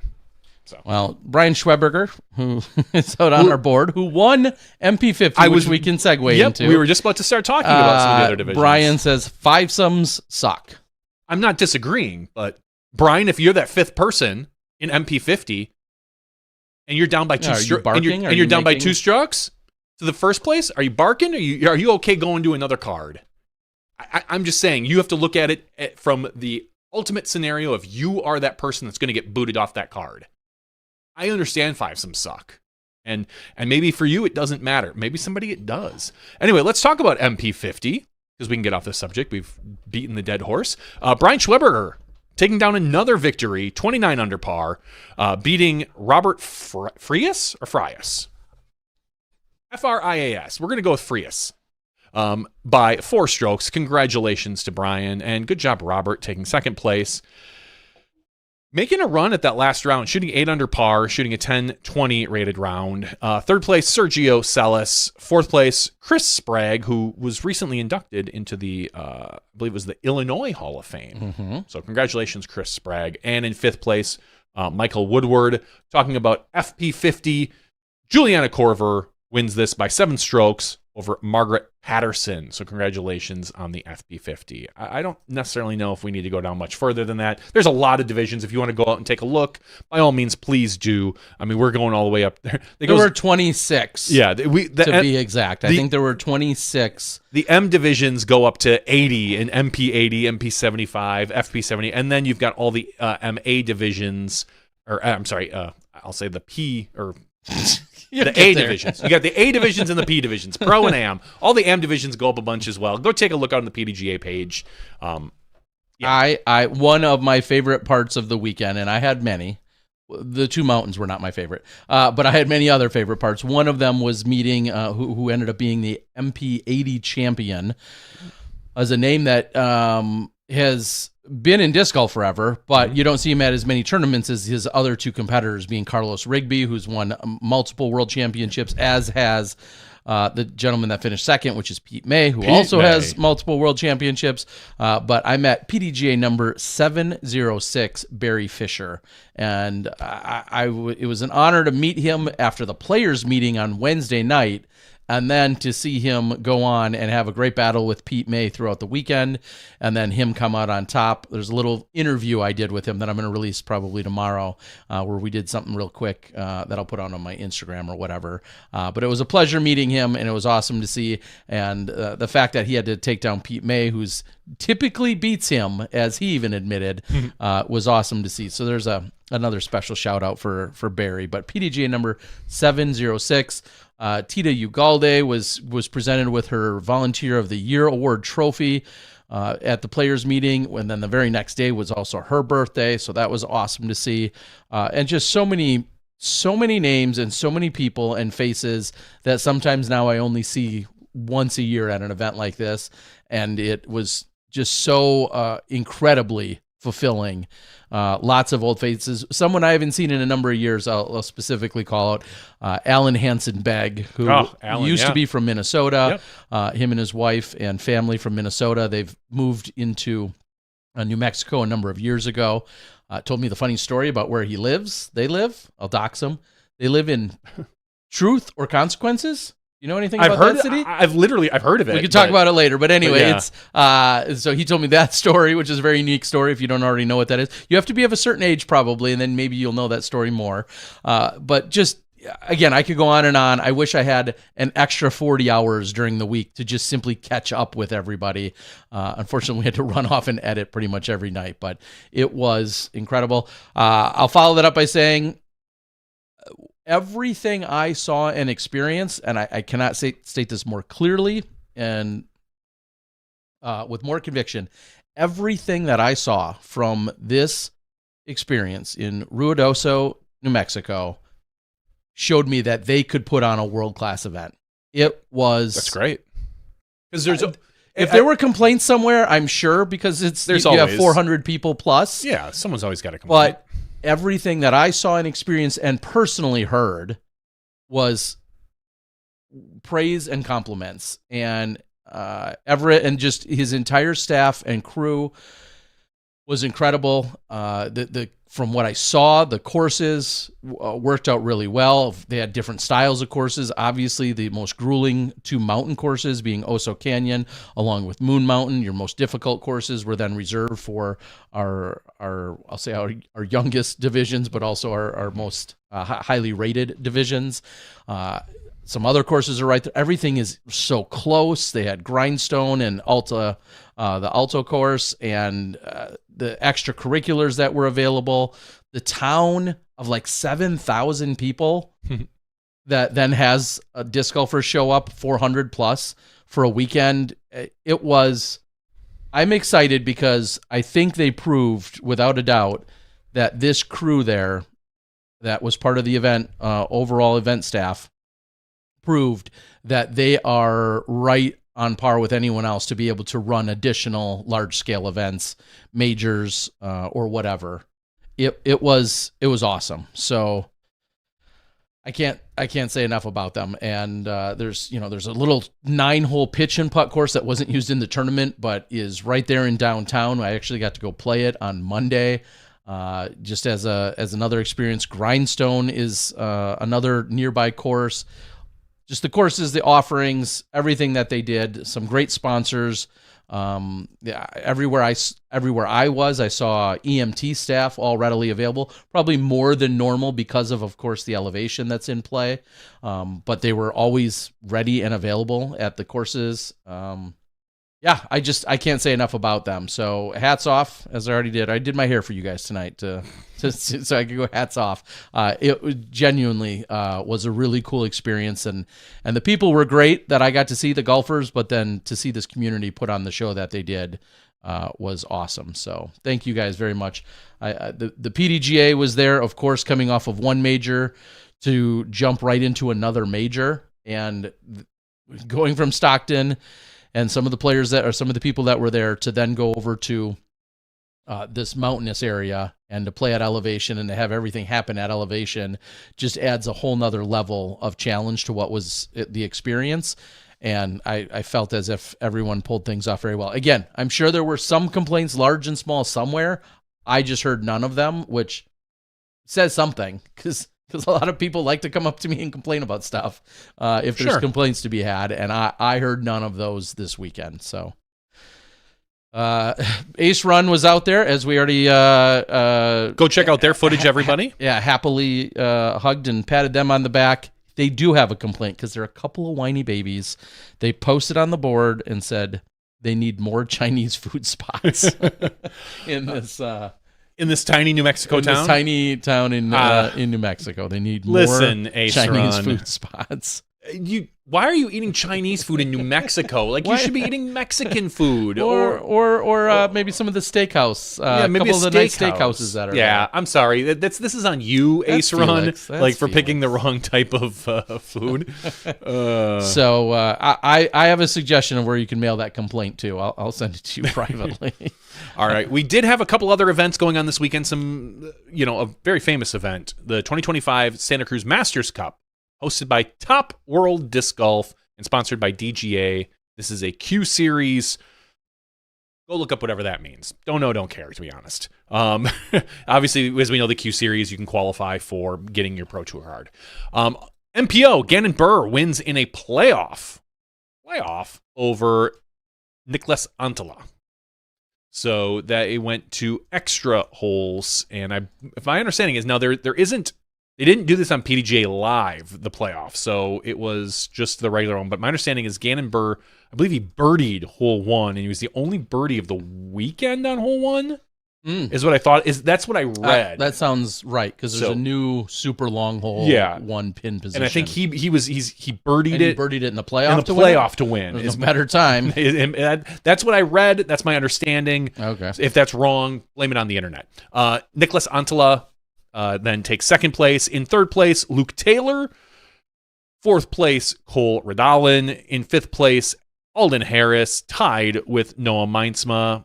And then you've got a big old 5-way tie for seventh place between Paul Kranz, Matty O, Mike Sale, Clay Edwards, and your newest Masters Open champion, Isaac Robinson. So maybe a little bit of a letdown for Isaac, but honestly, no better week to have a letdown week than an A tier that really probably doesn't matter that much to you versus a DGPT event the next week. Rather have the letdown this week and then move on to the next Pro Tour event, fresh as can be. Congratulations, Gannon and Niklas, for getting themselves into that playoff action. Over on the FPO division, we have Owen Scoggins winning, shooting 13 over.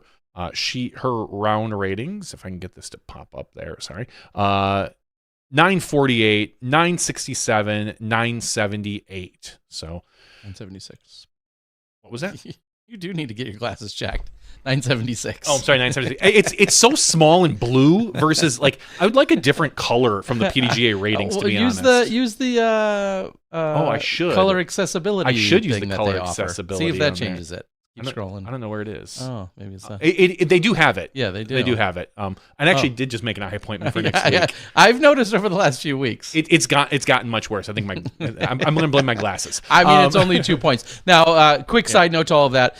You have to assume that if they're playing the same layout configuration, which if you just scroll over like the R1 thing. I was just looking at where she would have. What I'm saying is, on a course of that style, it's got to be really difficult for the scoring. And that what I really am pointing out is I think that just emphasizes how much the golf, when tailored to specific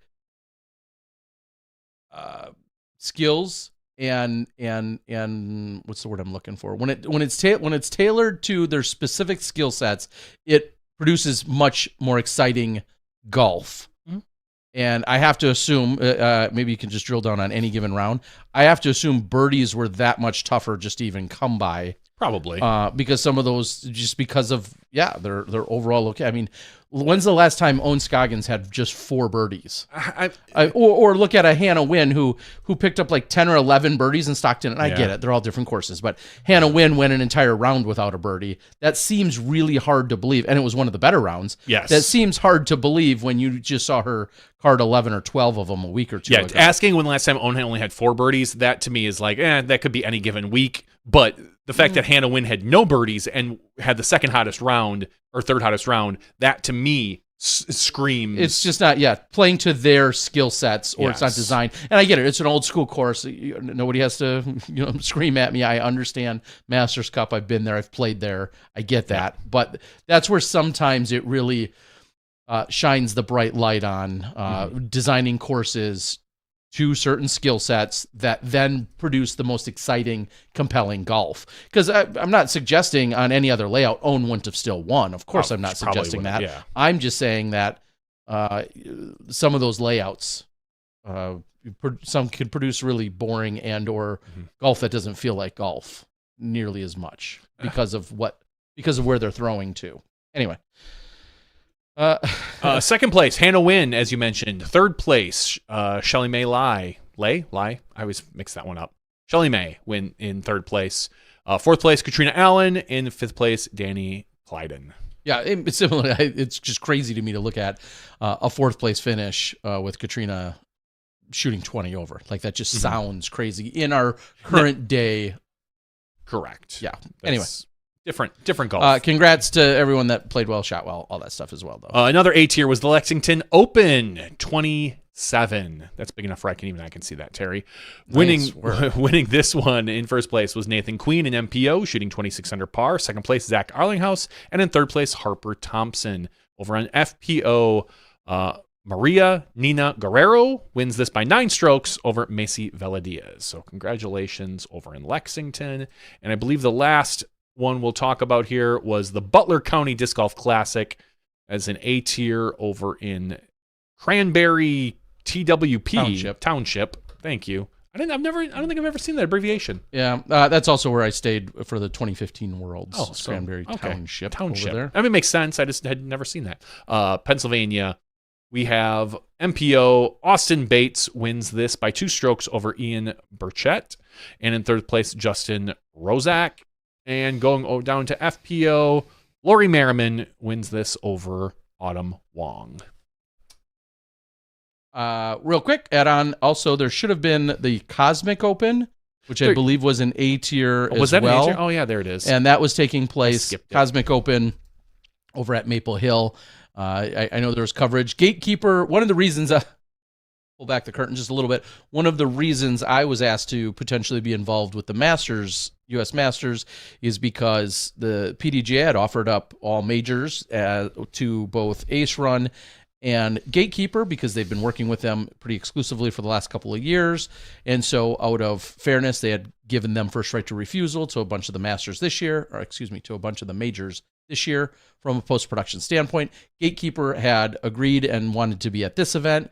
And that's why we saw Ace Run grab the MP40 division, and then I jumped in and was covering FP40. So point being, Gatekeeper was there following this action, and I looks did like they see got a coverage. good show. Yeah, I did. I did except see for coverage. the absolute torrential downpour that was all of round 1. Oh, really? From what I saw, Oh. yeah. When Simon had hot score out there, I think it was 3 under, and it was rated like 1078. That should tell you something about how miserable and how everyone else played it. Well, Simon ends up winning, shooting 5 under, besting Landon Brooks by 10 strokes. Third place, Harry Chase and Jesse Longenecker. So that's someone, Jesse, again, a name we've been mentioning the last few weeks over on the East week Coast. in and week out here. That guy's starting to make some moves. FPO, Carly Bennett wins this one over Cassandra Loy. Loy? I don't know Cassandra. Yeah, That sorry. well to confidently. Yeah, usually if you know, you'll correct me. So when I'm guessing, what's let you Shelly guess. Mae's last name? I think it's Oh, Lie. if you have to say I think, then you're not. I'm confident. pretty well. I know because every week when you call it off, I you screwed second up. guess. So Now I've confused you. I should go back. She's won tournaments on my. I know, on my that's page, why I so asked you. I should think go it's back and know. Lay. I think it's Shelly Mae Lay. I think that's what I think it it's is. Lie. Damn it. Okay. Shelly Mae, Lie. you might be watching even. Sorry, Shelly Mae. Send me if I- a message and let me know. You can reach out to me on Facebook and just yell at me. Just big letters. This is my name. I do always apologize. Say my name. No one is. All right. We're not going to sing, Terry. I'm surprised I have a. We'll get into this after. I'm surprised I have a voice even today because I guess it was Friday. I'm surprised I was screaming. I'm singing anything but Miley Cyrus, which was in my head earlier tonight. So this is a good. It's a good start. I to guess, finally yeah. get away from that. Yeah. Other things. Oh, did I take some notes? I made a note or two today. There wasn't a lot of PDGA news. I looked at that.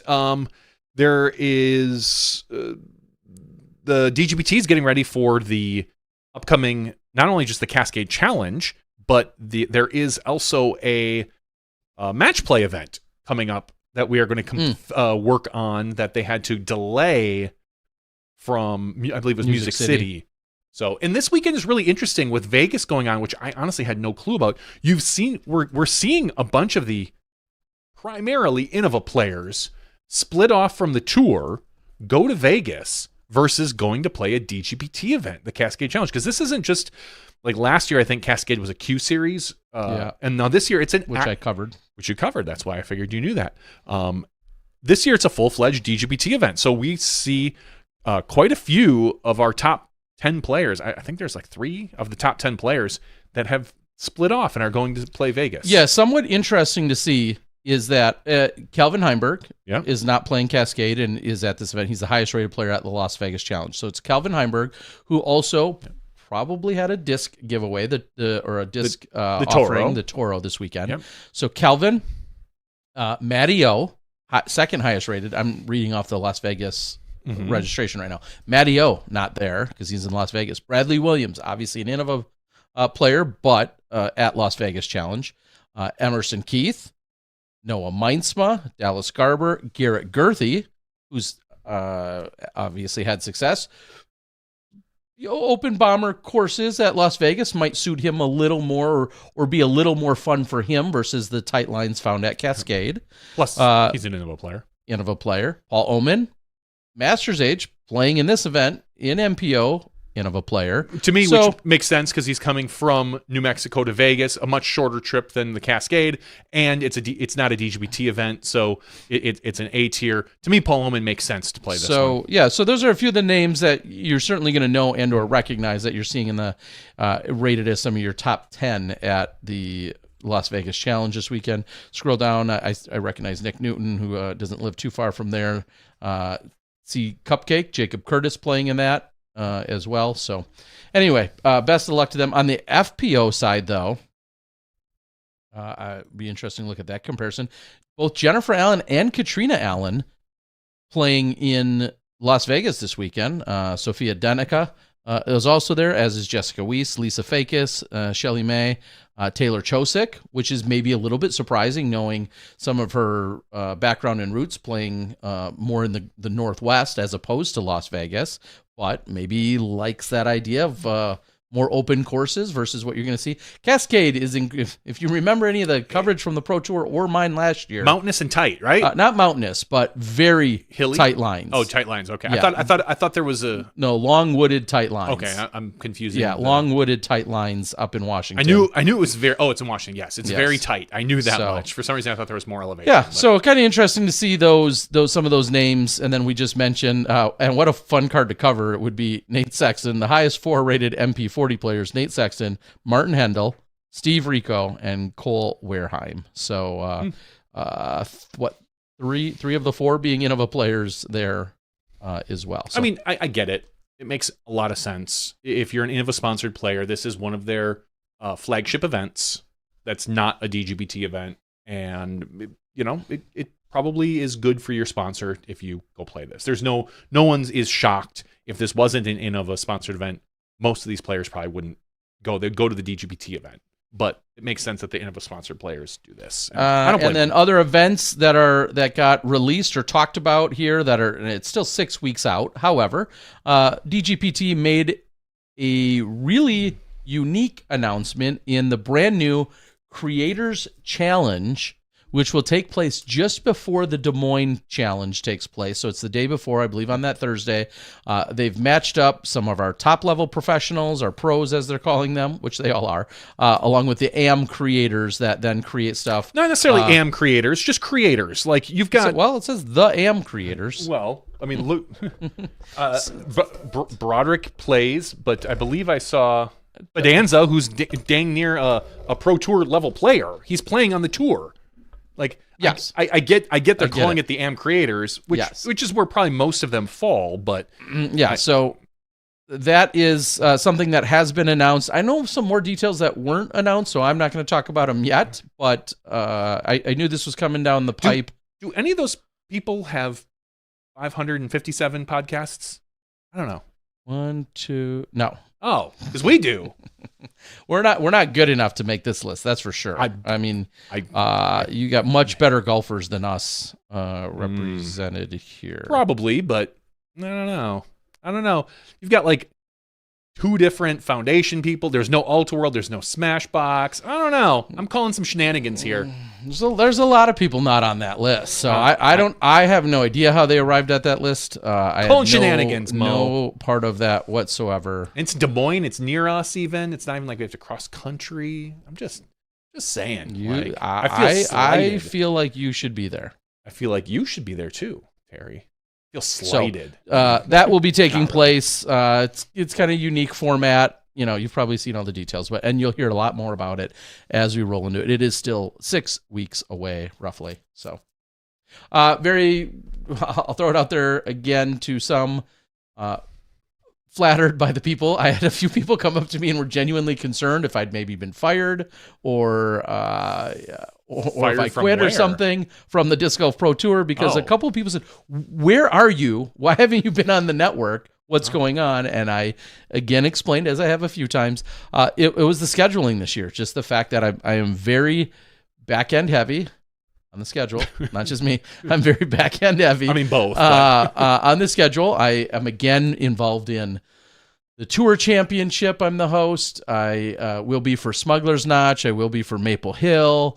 I'm on site for D-Glow. I'm on site for Ledgestone, so on and so forth. And with all the teams of commentators that we have, there's just been a lot of rotating throughout, and that also left a very big gaping hole between the Supreme Flight Open, which feels like, well, it was months ago, to when I'm next in the booth, which is the Preserve, which is still another month away. Wow. Seems like so it has been like 3 or 4 months. So if you don't pay close attention, it absolutely would make sense. And if you're at home thinking they finally just fired Terry, but that doesn't appear to be the case. So I mean, I wouldn't blame him. No, I know, that's what I'm saying. I have to. I know you well enough. I mean, let people know. So I do appreciate there were, believe it or not, there were a handful of people this weekend that were genuinely concerned, and some very nice compliments that came my way. I appreciate it. I'm flattered. And then I'm guessing the people that hate my commentary probably just didn't say anything and shot daggers at me with their eyes, which is fair too. That's what you should do. Or maybe they were cheering you weren't on coverage. Maybe they're looking at you lovingly. Yeah, like, oh, they're like, "Oh, it's been so good not hearing you. So glad you're here." That's true. I did get one of my favorite lines from the weekend that I have heard throughout the years, and I know you have as well occasionally. Is usually it's a husband and wife combo, and the gentleman will, say hi or introduce himself or whatever the case might be, and the wife follows up with something like, "Oh yeah, you're the guy I hear all the time. I when recognize I'm in your bed." voice. Yeah, or whatever. Yeah. Usually with a little bit of disgust or frustration. So I always profusely apologize. Yes, I'm sorry if your husband's into us, and I don't know. Okay, maybe not. Just but gonna leave no, it there. seriously. We appreciate all the kind words and so many gracious people that I ran into this last weekend yet again. So thank you. All right, I think that's everything for the regular show. A few odds and ends we could talk about in the after show. Of course, the after show is going to feature 10 Sexton Firebird giveaways. To be eligible for those, just send me $39.99, and you are then eligible to win those Sextons. Just one of them, though. One of them, yeah. So you send me $39.99, and that makes you eligible to win a Sexton Firebird. Yeah, or you could play along with our regular weekly giveaway, which is a special disc or piece of apparel or something else that we have for you that comes from being a Patreon member or signing up in our special giveaways link. That's another way to do it. Patreon.com/SmashBoxxTV. So, I don't know. You tell me. I want to thank Nate Sexton for joining us tonight. It's been a minute, and hopefully we'll continue to have him on more and more. You don't have to win to join us, but it makes that phone call so much more fun to have. So we appreciate it when anyone joins us. But Nate, thank you very much. Another special shout out I have to give specifically to our buddy, Dustin Skorpinski, who was also out there good shout hiking out. around the mountain. Putting in full effort on the catch cam this weekend along with me to show up in New Mexico and 12 hours later you're hiking around on a mountain like we were. I really love and appreciate all of his efforts for the weekend as well. So I want to get that in there. We're going to take a very quick break, like under 90 seconds. When we come back, we have the after show. We want you chiming in, getting all hot and heavy on the message board. Give us any takes that you've got, questions, clarifications, whatever it is. Give it all to us on the message board so we can talk about it in the after show. For Johnny V, I'm the Disc Golf Guy. That's podcast number 557. We'll see you in the after show. You step inside the Smashbox. Thank you to our $2 and above patrons. Your name is listed below in the credits. If you are interested in being listed as a producer in the Smashbox TV credits and supporting this and other fine podcasts, please visit patreon.com/SmashBoxxTV.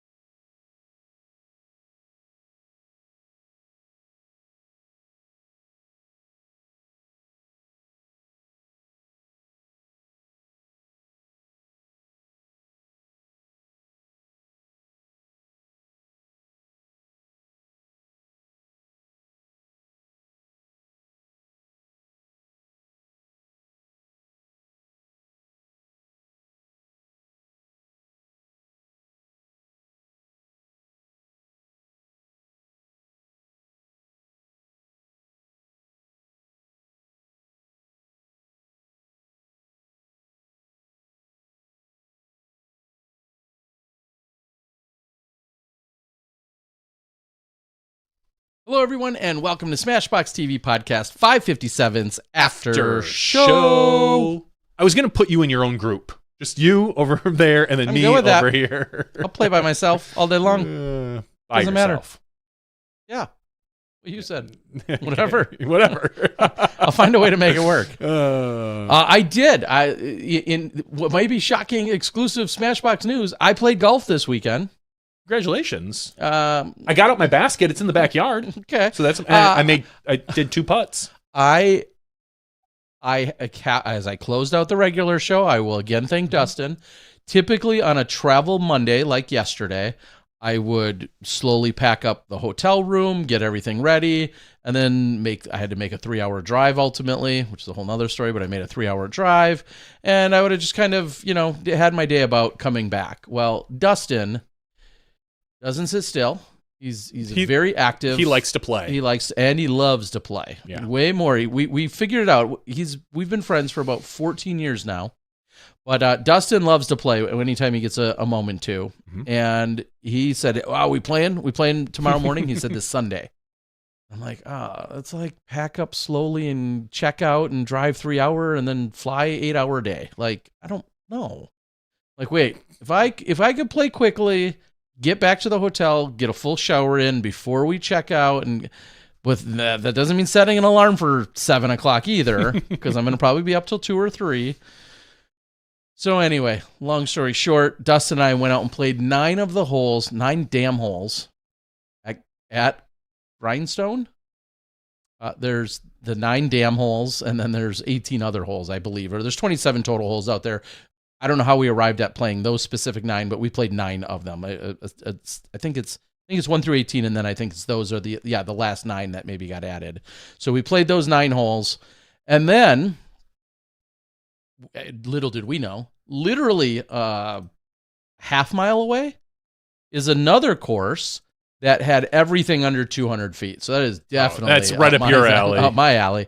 It's a little city. Unfortunately, it was huge elevation. Yeah, no, but there was at the damn course. I'm like, I don't want to go. I wanted to play the easiest 9 holes to say I played somewhere. Well, the damn course was not it. That still had plenty of elevation. Shorter holes, but still plenty of elevation. I had to borrow a couple of discs that didn't work great for me, especially at elevation.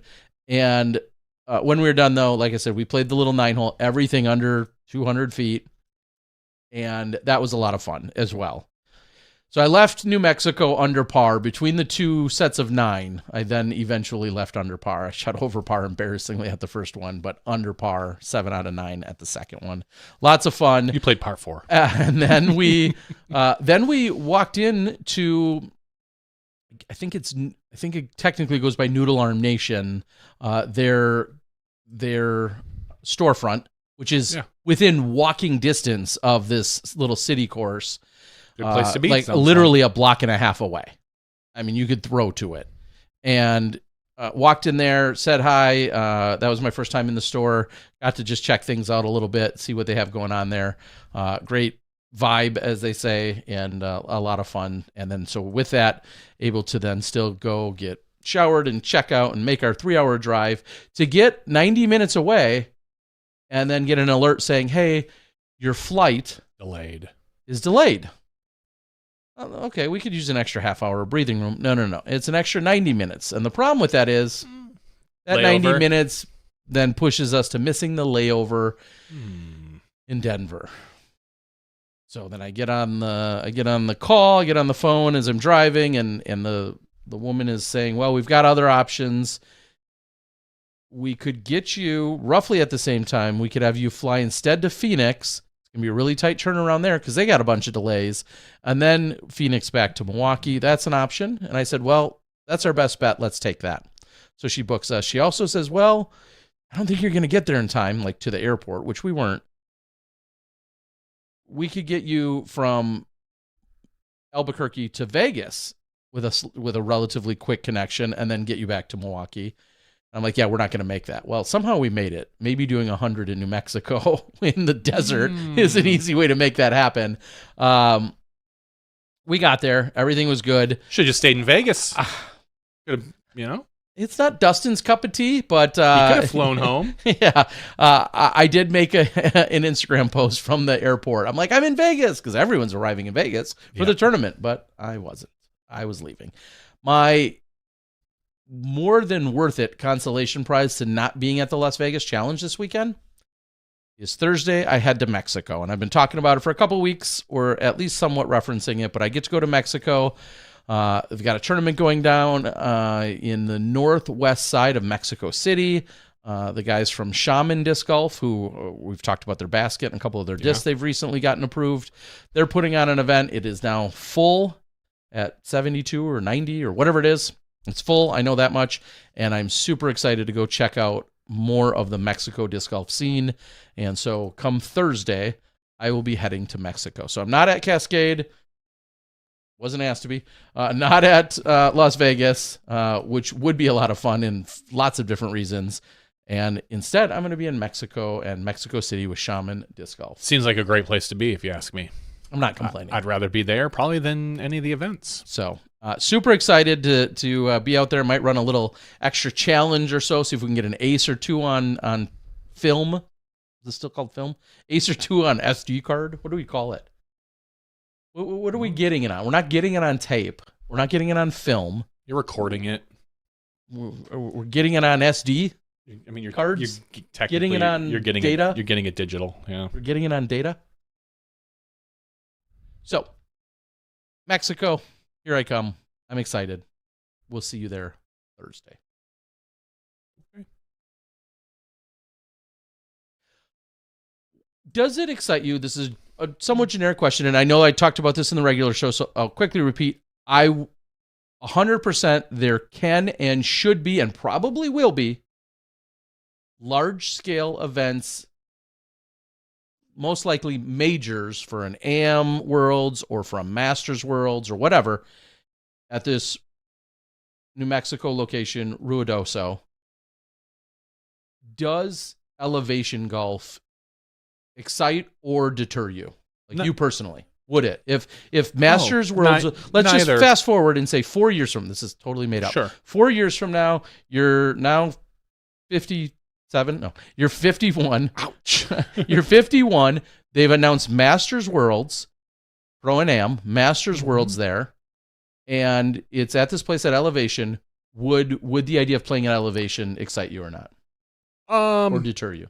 It would not do either. Honestly, if I never think about the courses when I sign up for an event like that. Okay.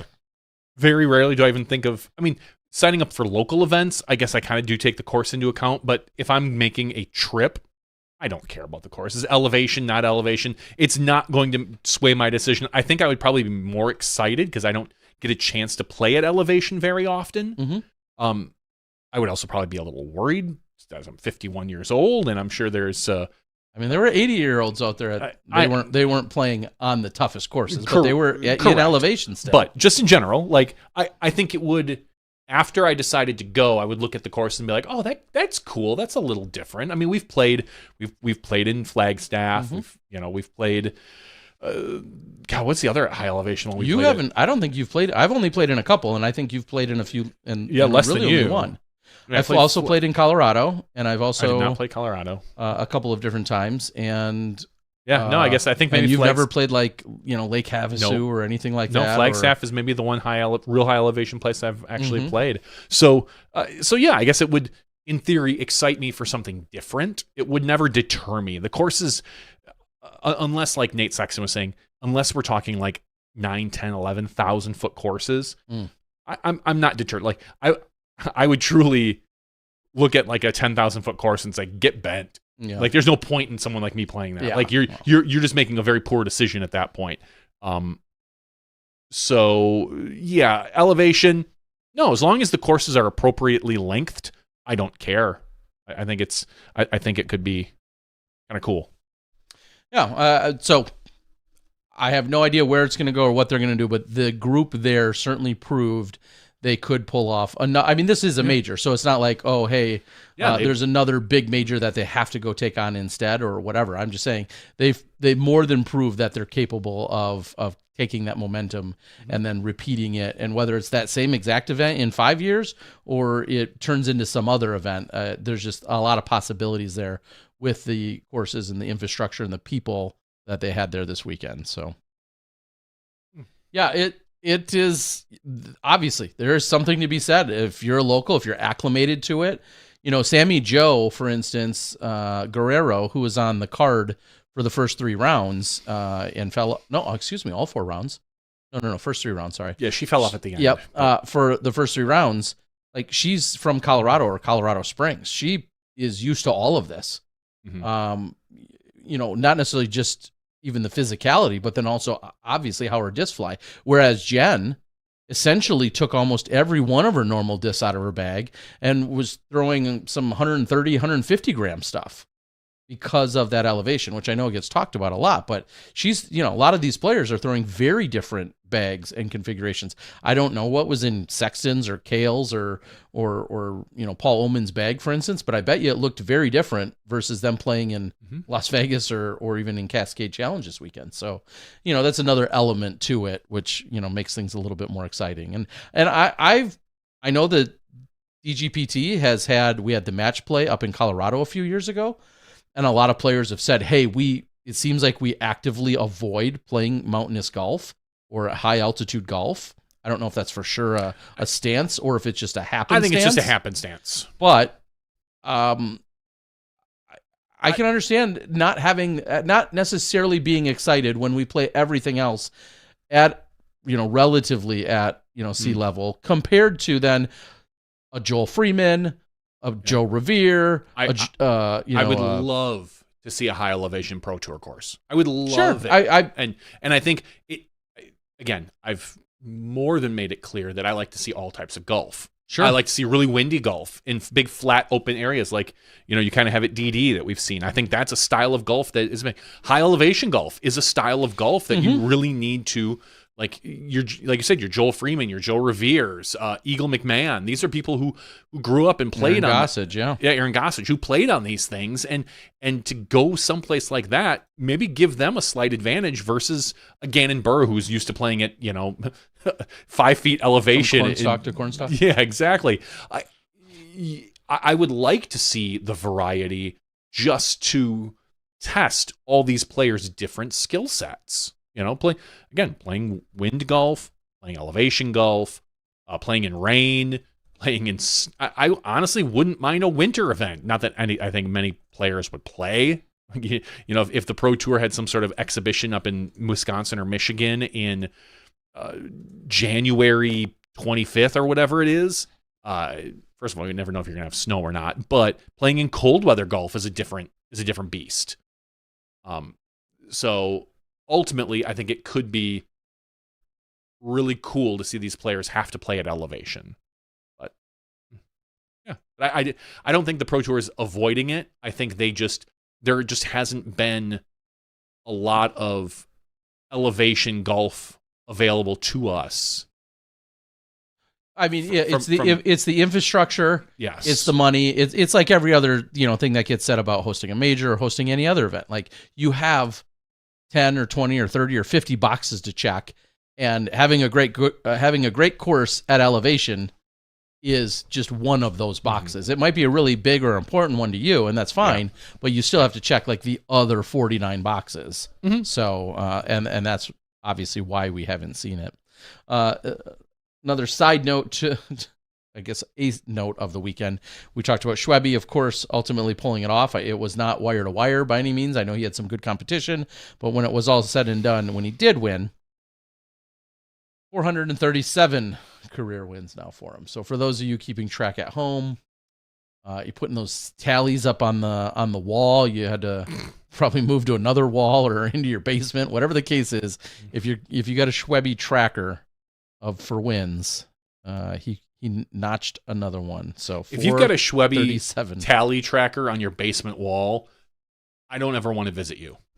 I think that's a little creepy, and I think it's weird. I don't know. There was a big So- Schwebby fan out there that had some criticisms this weekend of saying, I'm a big Schwebby fan, but if you're putting tallies on your basement wall, that gets a little bit beyond. We're moving into Silence of the Lambs kind of fiction here, and I think I'll stay out of your basement. I hope once- Schwebby does too. For what it's worth, I was told that Hannibal Lecter was a very Great doctor. a good person. Interesting, good person. I was told that once. So, what I will say is one of the pieces of I said how I saw or heard very little criticisms. One that I heard from someone not at the event was that Schwebby picked up his 437th win. Very prominent, notable player, of course, along with some of our others in MP50. However, there was no coverage. And rather than FP40 coverage, Nope. The answer's no. his solution was that there should have been MP50 coverage instead of FP40. Nope. Sorry. Nope.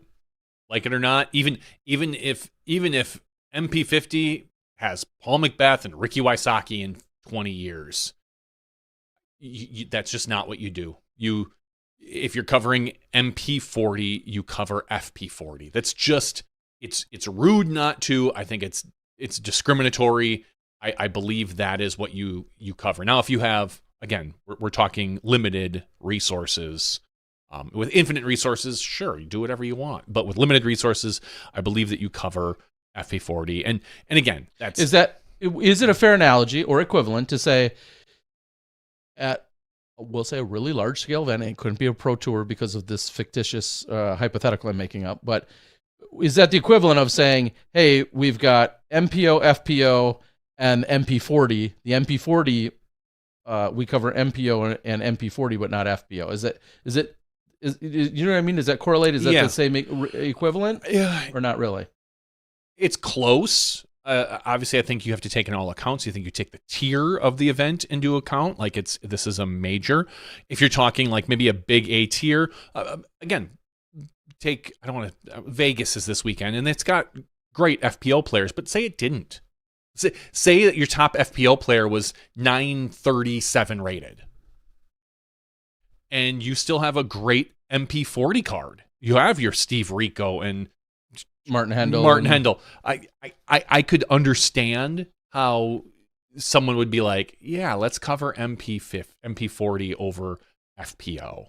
I can understand that, but not at the major. I'm sorry. You just, because you know that there is a caliber of player. And yes, Jen Allen won, but Katrina was in a couple of years when Katrina Allen's in there or something. And what happens when that goes down to a 3-hole playoff? Oh, well, we didn't get that covered because we were covering MP50. Like, it's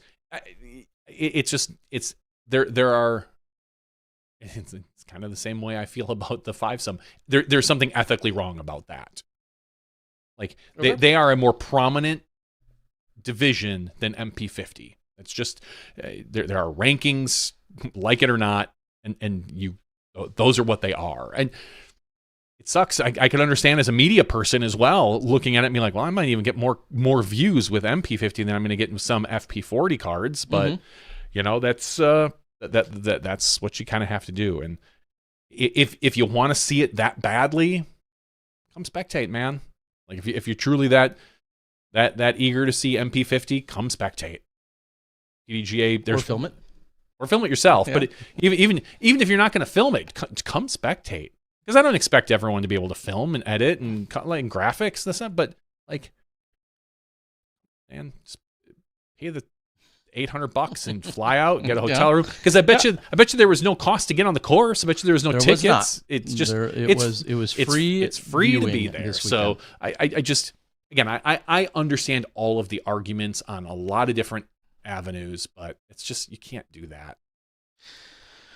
So, that was one of the, I'll say, suggestions, criticisms, however you want to chalk that up. I guess it'd be interesting knowing this person who has posted in multiple places. That's why it jumped out at me, because I saw essentially the same post in multiple places. Sure. I would be interested if Schwebby's still on the board. Schwebby, would you like to come on the show and say, Terry, next year I don't want you covering FP40 because I want you covering my division. That's great. If you cover MP50, as long as somebody else is covering. No, I know, but I'm saying I would like to hear from the player in question for him to. Is he willing to? Nope. He won't. He's not going to make that statement. No, he won't say it. Next year, cover me, not FP40. No, we love Schwebby, but he's smart enough not to stick his foot in his mouth.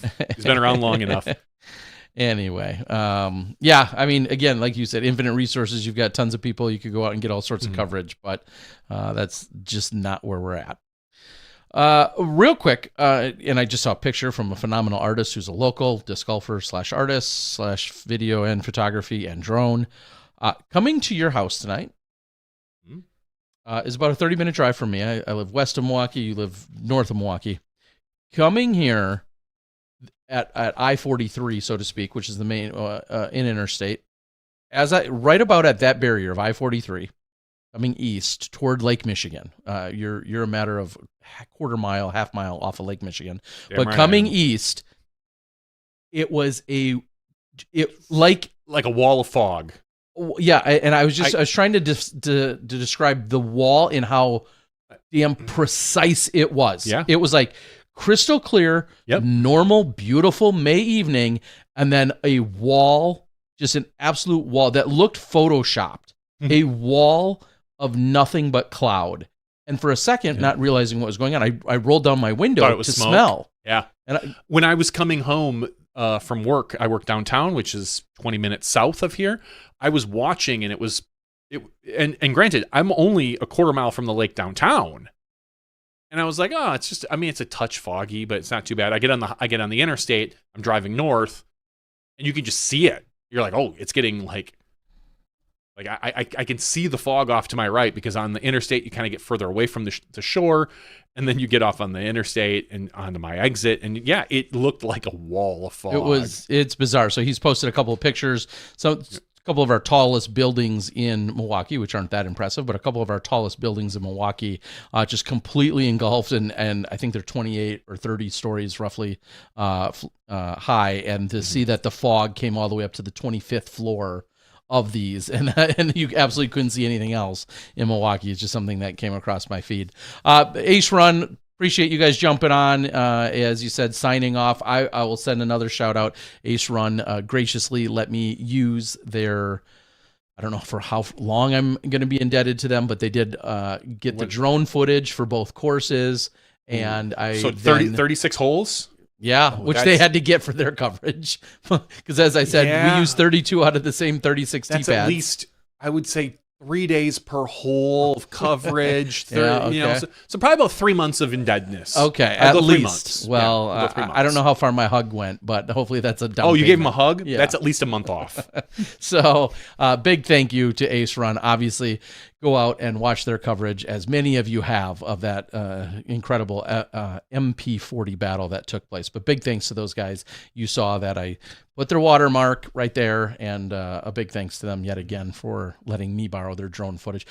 To be fair, it doesn't make a lot of sense to drone it twice. No. So I do appreciate, not that they owed it to me, but I do appreciate their graciousness in sharing their drone footage with me. And for really putting it out there, they're going to get better droning than I am. So they're doing everybody else. My son just got a really nice drone. Oh, really? Someone gave it to him. Some friend of it's one of the DJI Mini Mavics or something, like probably a Mini, or a Mini 3 or a Mini Pro 3. Yeah, is it under the it's 250 gram? I don't know. It's in like this little round case, and it's upstairs. I'll show you before you leave. But yeah, a friend of ours that he had gotten it for himself, and he just realized, like, I'm not going to ever use this. And he knows my son's into kind of robotics and stuff like that.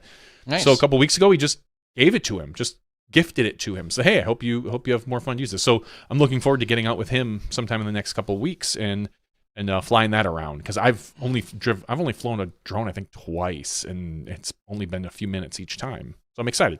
And he's never flown a drone as far as I know. So I'd be curious if it's it probably. Yeah, who knows? I'll be interested to take a look. Yeah, they're obviously a lot of fun, but yet a lot of work to master, as Ace Run has done. Tim says you have to buy them Chinese food. Yeah, I did. I think I did at one point promise them, because I bought them Culver's at Masters Worlds 2 years ago as a little treat. So yeah, that or maybe I hope they got the malt. Maybe some Chinese food. And then Terry, did you get a chance for a wild horse ride? I did not. However, we're just playing along. There's some elk, there's some deer, there's some wild horses. Like the nature, there's some red-tailed hawks. Lizards. I can't believe the PDGA doesn't lock these courses down from nature. It was awesome. That's cool. That's really cool. There is a shot during round number 1 where Jen Allen is approaching on hole 15, and just, I was going to say a couple hundred feet, not even, a couple hundred feet behind her, a herd of just wild horses that are out on the course. Wild horses. I kept singing, "Who's gonna ride your wild horses?" I must have sang that 500 times. You too. Yeah. No, I think. Who's gonna drown in your blue sea? Do you remember the movie Fear with Yes. There's a wild horses scene where they're on the roller coaster, and I won't get too into depth because it's. There was a roller coaster in that movie? I'm fairly certain there was. Marky Mark. That vaguely rings a bell. Yeah, and that's all I think. For whatever reason, I think wild horses. And if you know the movie, go back and watch it. You will completely understand why that specific scene sticks in my head. Oh. Yeah. Okay. I, on Wednesday, after work, went to... Last Wednesday, day after our podcast. Day after our podcast. You got to save all the big news for Tuesday, but okay, you did something on Wednesday. It's Wednesday. Yeah, I went to Wisconsin Dells with the family. So, indoor water park, went to the Wilderness, and a little, I say, disappointed in that. Get there, and they've got technically 4 indoor water parks. Okay. Technically, there's one. Yeah, there's a big wave pool with one slide. Basically, that's one park. They've got another area with a couple slides, and they're big. My son called it a toilet bowl, but it's where you slide, you just go back and forth, and then kind of circle out into the thing. And then the other 2 were closed, which was kind of disappointing. But we were only there for a day and a half, so it wasn't the biggest deal in the world, but spent a lot of time in a lazy river, a lot of time in a wave pool, going down multiple slides. There was a conference there my wife was at for families with children with special needs. She was actually there with a table, not because of our daughter. And it was fun that the last day we were there on Friday, a lot of these families were now able to visit the water park as opposed to go to the convention. And some of them know us just from my wife and the community, and my son, who is 15 and, again, almost 6'8". Some of the kids coming up to him and being like, "Can you take me on a water ride?" Does he think he's an adult? Because they think he's an adult. And the parents just being like, "Go for it. We're good." Like the parents are trying to pawn their kids off on my son, and I'm just sitting in the back laughing, and I'm like, "No, dude, go do this. Like, take this tiny child and go do the water park with this kid," because there's only so much water park. I have my own special needs daughter that I was taking on all these rides and this and that, and it was a lot of fun. But overall, How many days were you there ultimately? We got there Wednesday. We left Friday. So we got there Wednesday late afternoon. We didn't end up doing the water park Wednesday night. We were there all day Thursday, and then we were there most of the day Friday. So, and then we went to a couple, I think we went to Monk's restaurant, which I never need to go to again. Yeah. It's blah. Yeah. Like special. It's like one of the many recognizable staples in that area, but it's so not you don't need to go out of your flavorful. way for it. And only because it's like a block from the hotel we were at. Yep. So, and I think we'd been there one other time, and I think we said the same thing, like, God, but it'd been a few years, and we're like, we'll just go to Monk's here. I'm sure it's fine. And it wasn't. It was just like, bleh. It wasn't bad, but it's like food there was almost no flavor to it, and we all got different things, whatever. We went to B-Lux the next night, which... the Italian. No, it's still like a burger joint, but they've got different shakes. Okay. And they've got soft shakes and hard shakes. Well, we were leaving that day, so sounds like a good time. So no one got the hard shakes. But there were some delicious milkshakes there. And then Friday night when we got back, I went to go see the Jimmy Eat World concert, a band I've seen maybe 50. about a dozen times. I bet I've seen them in concert. 10 to Well, somewhere yeah. between 10 and 15. Once the middle came out, you got Oh all yeah, on it board was. with them. It was so funny because that's what they ended the show with, not the encore, the prime show. And after that, like, and granted, everyone knew the lights didn't come on, but the band left the stage. Everybody knows there's an encore coming. I mean, that's standard procedure now. Does anybody? Okay, go on. Nobody, very few people don't do encores. I've in the past 15 years, I've been to a lot of concerts. I can count 2 that didn't have an encore. Okay. And that's not including Summerfest, because usually Summerfest, once you're done, you're done. Sometimes they don't do that. But anyway, I was talking with my wife, and I was looking at some of the people around, and I'm looking at these, like, primarily women in, like, mid to upper 20s. And I'm thinking, oh my God, you were in middle school when this came out. Like, this is your song. And sure enough, like, again, about at least, I would say 30% of the crowd left after that. They did an encore, a 2-song encore, and my wife laughed at me because I'm like a middle school girl singing along and kind of bouncing around to the songs. And she knows most of them because I've forced her to, partake in my music as much as she can. And she enjoyed it because she likes the song too. But yeah, just amazing. Where was it? Was it at the rave? Yeah, and okay. I think it's only maybe the second concert in like the last 10 years I've been to that's been standing room only. It was technically in the Eagles ballroom upstairs. Yeah. Okay. Downstairs, there was a band. It's really interesting the way they've changed the rave. I don't know the last time you've been there. I believe it was Stone Temple Pilots and Local H. So only a couple years ago then. No. No, in like 97. Oh, geez. I was just saying that was probably the last time I was in there. Okay, because I thought they like I'm thinking of retoured the again. Verve, not Stone Temple Pilots. Yeah. No, was it? Or was it probably Verve Pipe? The Verve Pipe. It was the Verve Pipe, and Local H opened for the Verve Pipe in like 1998. Wow. Yeah. So anyway. you get your tickets. So it's been a minute since I've been in there. It has been. Wow. You get your tickets, you walk in and they scan you, and there's probably in that facility there's at least 4 different stages. There might be a 5th, but I know for a fact there's 4, because there's the basement of the rave, there's the actual rave, there's the rave bar, and then there's the Eagles ballroom up top. And they usually have at least 2 shows going on a weekend night. So you walk in, they scan you, and then you walk into their parking lot where they have kind of like a beer cart area. Mm-hmm. And you can get whatever you want, but every's kind of mingles. It doesn't matter what ticket you have to the show. Like, they don't really, I don't think they care. Mixes up, yeah. We were there with a band called Ice Nine Kills. And it is exactly what you think it is. It is some sort of kind of metal band. The people that were there were mostly dressed in black. Some of them had kind of almost Insane Clown Posse type face paint, a lot of them. Okay. And it was just really funny, the mingling between the two. Like, You've got Jimmy Eat World, which is primarily maybe people from, I would say, 50 to 30. Like, that's probably the genre. There were some younger, oh my God, there was some young kids there. I shook my head at the parents. And then you've got these younger, primarily mostly men in their early to mid 20s that are all in black. They're there to rage out, so to speak, and just everybody hanging out, mingling, chatting. Yeah. It was really fun. What a melting pot! It was a funny melting pot, and I could only imagine like different concerts. Like what are 2 bands that would like? I'm thinking like, wow.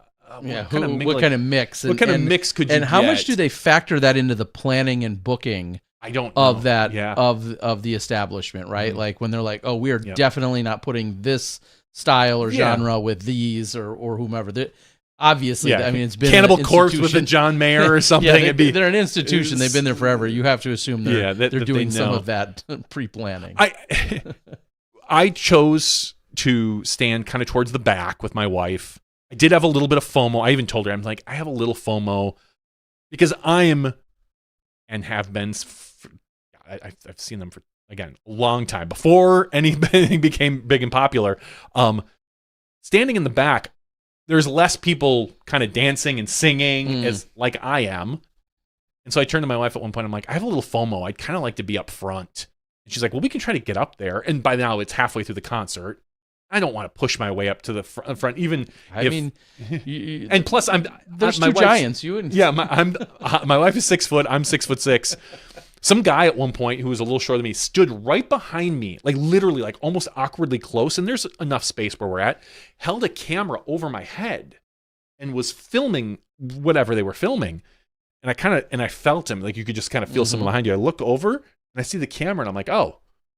And it was weird because he was maybe in his mid-50s, long white hair, and he films for about 30 to 45 seconds, and he turns and he goes, thanks. And I'm like, okay. And I'm like, is that just because there's nobody behind me? He's like, yeah, I didn't have to block anybody to stand behind you. I was like, oh, okay, that makes a little bit more sense. Okay. And then on the opposite end, there was this poor kid. He looked like he was about 8 years old. He's wearing like this Mario shirt. He's got a big set of headphones. His dad clearly was a fan, but this poor kid just had to sit by the sound booth, dragged into and just it. Didn't look like he was having any fun. Just kind of was just. I mean, he wasn't upset, but just looking around and didn't know anything. And then there was an even younger kid that was being held up by his mom, who looked probably in her mid-20s, and that kid was singing along. I was like, damn right, kid. Like, he's probably 7. His mom probably is a big fan, and I was like, all right, that's pretty cool. But yeah, there were a few young kids there that I was like, yeah, okay, all right. Maybe Get off my lawn, kid. Yeah, maybe not bring your kid to a show that's going to end at 11 o'clock at night and live and let live, man. Maybe not at that age, but I understand it can be difficult maybe to find babysitters. It's a Friday night. It was to get rowdy. It was a Friday night, so overall great concert, really good show. And I'll go see them again when they come into town. I was very happy to see them. So I did not get a chance to see them last time they were in town, last 2 times, because the last time they were in town, they were with Blink 182, and tickets were like $250. Yeah, and I wasn't all about that. And then before the time before that, they were with Manchester Orchestra, which is a really cool band. But that night, that day, my company had some major security incident that I couldn't get away from it. So like literally that night I was like, oh, I'm going to go to this concert. I decided, and then that didn't happen. So that was a lot of fun. And then this weekend I just did yard stuff and working more on staining and finishing doors for the set of built-ins upstairs. Only one half of the door though, right? No, I did both sides. Both sides, even though half of it's inside and no one's going to see it. But my wife thought it would be. My wife thought we should do both sides. Just don't half-ass it. I don't half-ass it. Just don't half-door-ass it. Yeah, even though you're spending extra money on finish and no one's going to see, which is expensive. The finish we have is expensive. It's like $50 for like this little, this little tiny container, and it's Rubio Monocoat, and it's just I'm like, okay, I guess I'll do that. Like, but all right, whatever. Not that I'm bitter. Nothing there. I was thinking earlier as we see our pal Tyler, I think his name is, gets on the board and says that he's glad he missed Nate Sexton because he's the worst. Those are Tyler's words. You can find him at tyler@infinitedisc.com probably if you have to send some feedback. But I was thinking in talking to Nate earlier, could he have possibly had like a better last 7 days? Probably not. He's having your birthday, going and entering your first event and first ever major in age protected division. It's not technically his first ever age protected major. He did play in Junior Worlds. Technically that was age protected. Yeah. So we have to go back and redo the interview. First ever depending MP, on how we worded it. But anyway, so playing an MP40 his first time, and then taking down the win, and then in comeback fashion. But then a couple days later, he's at LVC, which is releasing the specific LVC Firebird, and then today, the 13th year, releasing overall all vendors, including Innova as well, releasing this year's version of the Sexton Firebird. Of which you can only get from Terry. You can only get from me. But, and puts significant amounts of dollars in his pocket every single year. So I don't know if you could be like possibly having a much better like previous 7 days or 9 days as that guy. The birthday, the win, the releases, the event. It's got to be all downhill from here, right? Like, can you keep that going? It's May. And he's already unless he goes and wins big in Vegas. Or wins Worlds. No, or wins like $100,000 playing in Vegas on some machines or tables. I don't see him as much of a gambler. You don't think he's a risk taker, huh? I don't. Yeah. What about that? Nate Safton, as they call him. I don't see him. I think he gets to 14, and the dealer has a 6. I think he's staying. Well, you're supposed or to. 5 maybe. Maybe dealer's a 5, and he's staying. You're still supposed to, but anyway, yes. Yeah. Anyway, so pretty fun to see. A pretty good week for one Nate Sexton, that's for sure. Tim is on the board. I am now the guy who sees a concert once every 10 years, so now 9 more years until the next one. Obviously seen one recently, Tim. Where did you go see? Maybe you said it if we scrolled up, but Tyler says you'll appreciate that in 10 years when you flip your house inside out and you get a little more life out of it. That makes sense. Appreciate what? You doing the backside of the door. Oh. No. I mean, that makes perfect sense. Yeah, when you flip your house inside out. My wife is never leaving this house. She has told me. Alive or otherwise? Alive or otherwise. She's told me that this is her last house. She's not leaving it. She loves it. They're not going anywhere. Okay. These built-ins will never come out if it's up to her. And it's good because I put them in and I put them in pretty secure and they're not coming out from me either. Ed is asking if Tyler is playing in the new DGPT Creators Challenge, and Tyler is not currently on the list. I don't know if there's an alternate list. There's a number of people who probably feel slighted. I don't truly feel slighted. No, I certainly don't. Although I will say, like, having Brody, Hunter, and Trevor, 3. I think you could have found a little bit more variety, even if it's not Foundation. A little more variety. Heyo. Even if it's not us or Alt World, whatever. Like, I think there's probably maybe another creator or two out there. I would have liked to see maybe a wider variety. But whatever. I mean, it is what it is. It's their first one. Yeah, I'm all about. I don't. It's pretty insignificant to me, and it's no slight on them. I'm saying it's insignificant exactly who they all are. It's a new format. Yeah. It's an idea. It's trying something out of the box and a little out of the ordinary. I'm great with that. I think all sounds good. It should be a lot of fun. It'll be interesting to see because they're playing different formats. I know that. Like, alternate. There's like an alternate and then random some spin additional contest. Yeah, you spin a wheel or something. You have to do something crazy and and Hannah says and more women as well. I agree. I don't know. Like, I think someone like Chantel Badinsky would have been good because she was a content creator even before she almost had a name on the Pro Tour. Someone like her would have been really good. I don't. Mm-hmm. I'm trying to. Maybe this says a bunch to our. Holland Hanley's creating content. But she's. I'm thinking more on one of our pros on the non-pro side. If we're talking kind of someone like Taylor, and I know she's starting to come up on the Pro Tour, but she did a bunch of Instagram stuff. I think Hannah's right. I would have loved to see more women as well. But again, we're starting out.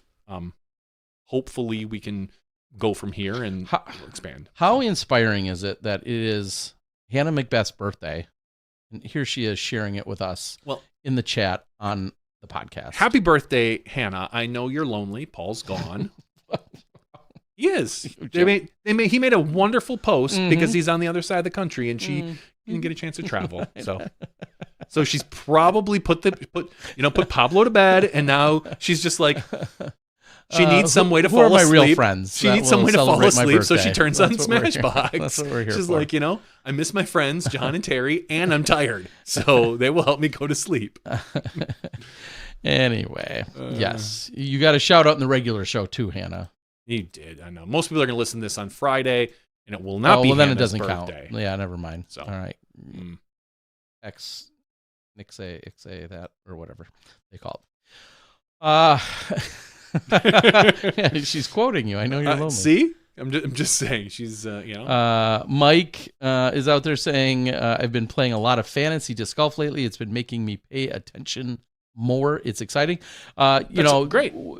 How much, knowing that you're running and have been running fantasy disc golf site, as in skipace.com, 20 years now. Seeing something like the Hold My Bag, which I can admit, I see their commercials, and I'm going to go to their website right now. What do you know? And I don't know much about them. I don't know much, but I know I love you. I would be curious because they had an ad on the Pro Tour. The ultimate fantasy disc golf experience. Cash prizes at every event. Play alongside your favorite pros. There's their free plug. Now tell me why they're inferior to what you make. I wish I could. I don't know. I don't know what they do. I haven't gone into that. I don't exactly know when they say play with pros. They do obviously cash, which is something I'm as well working on.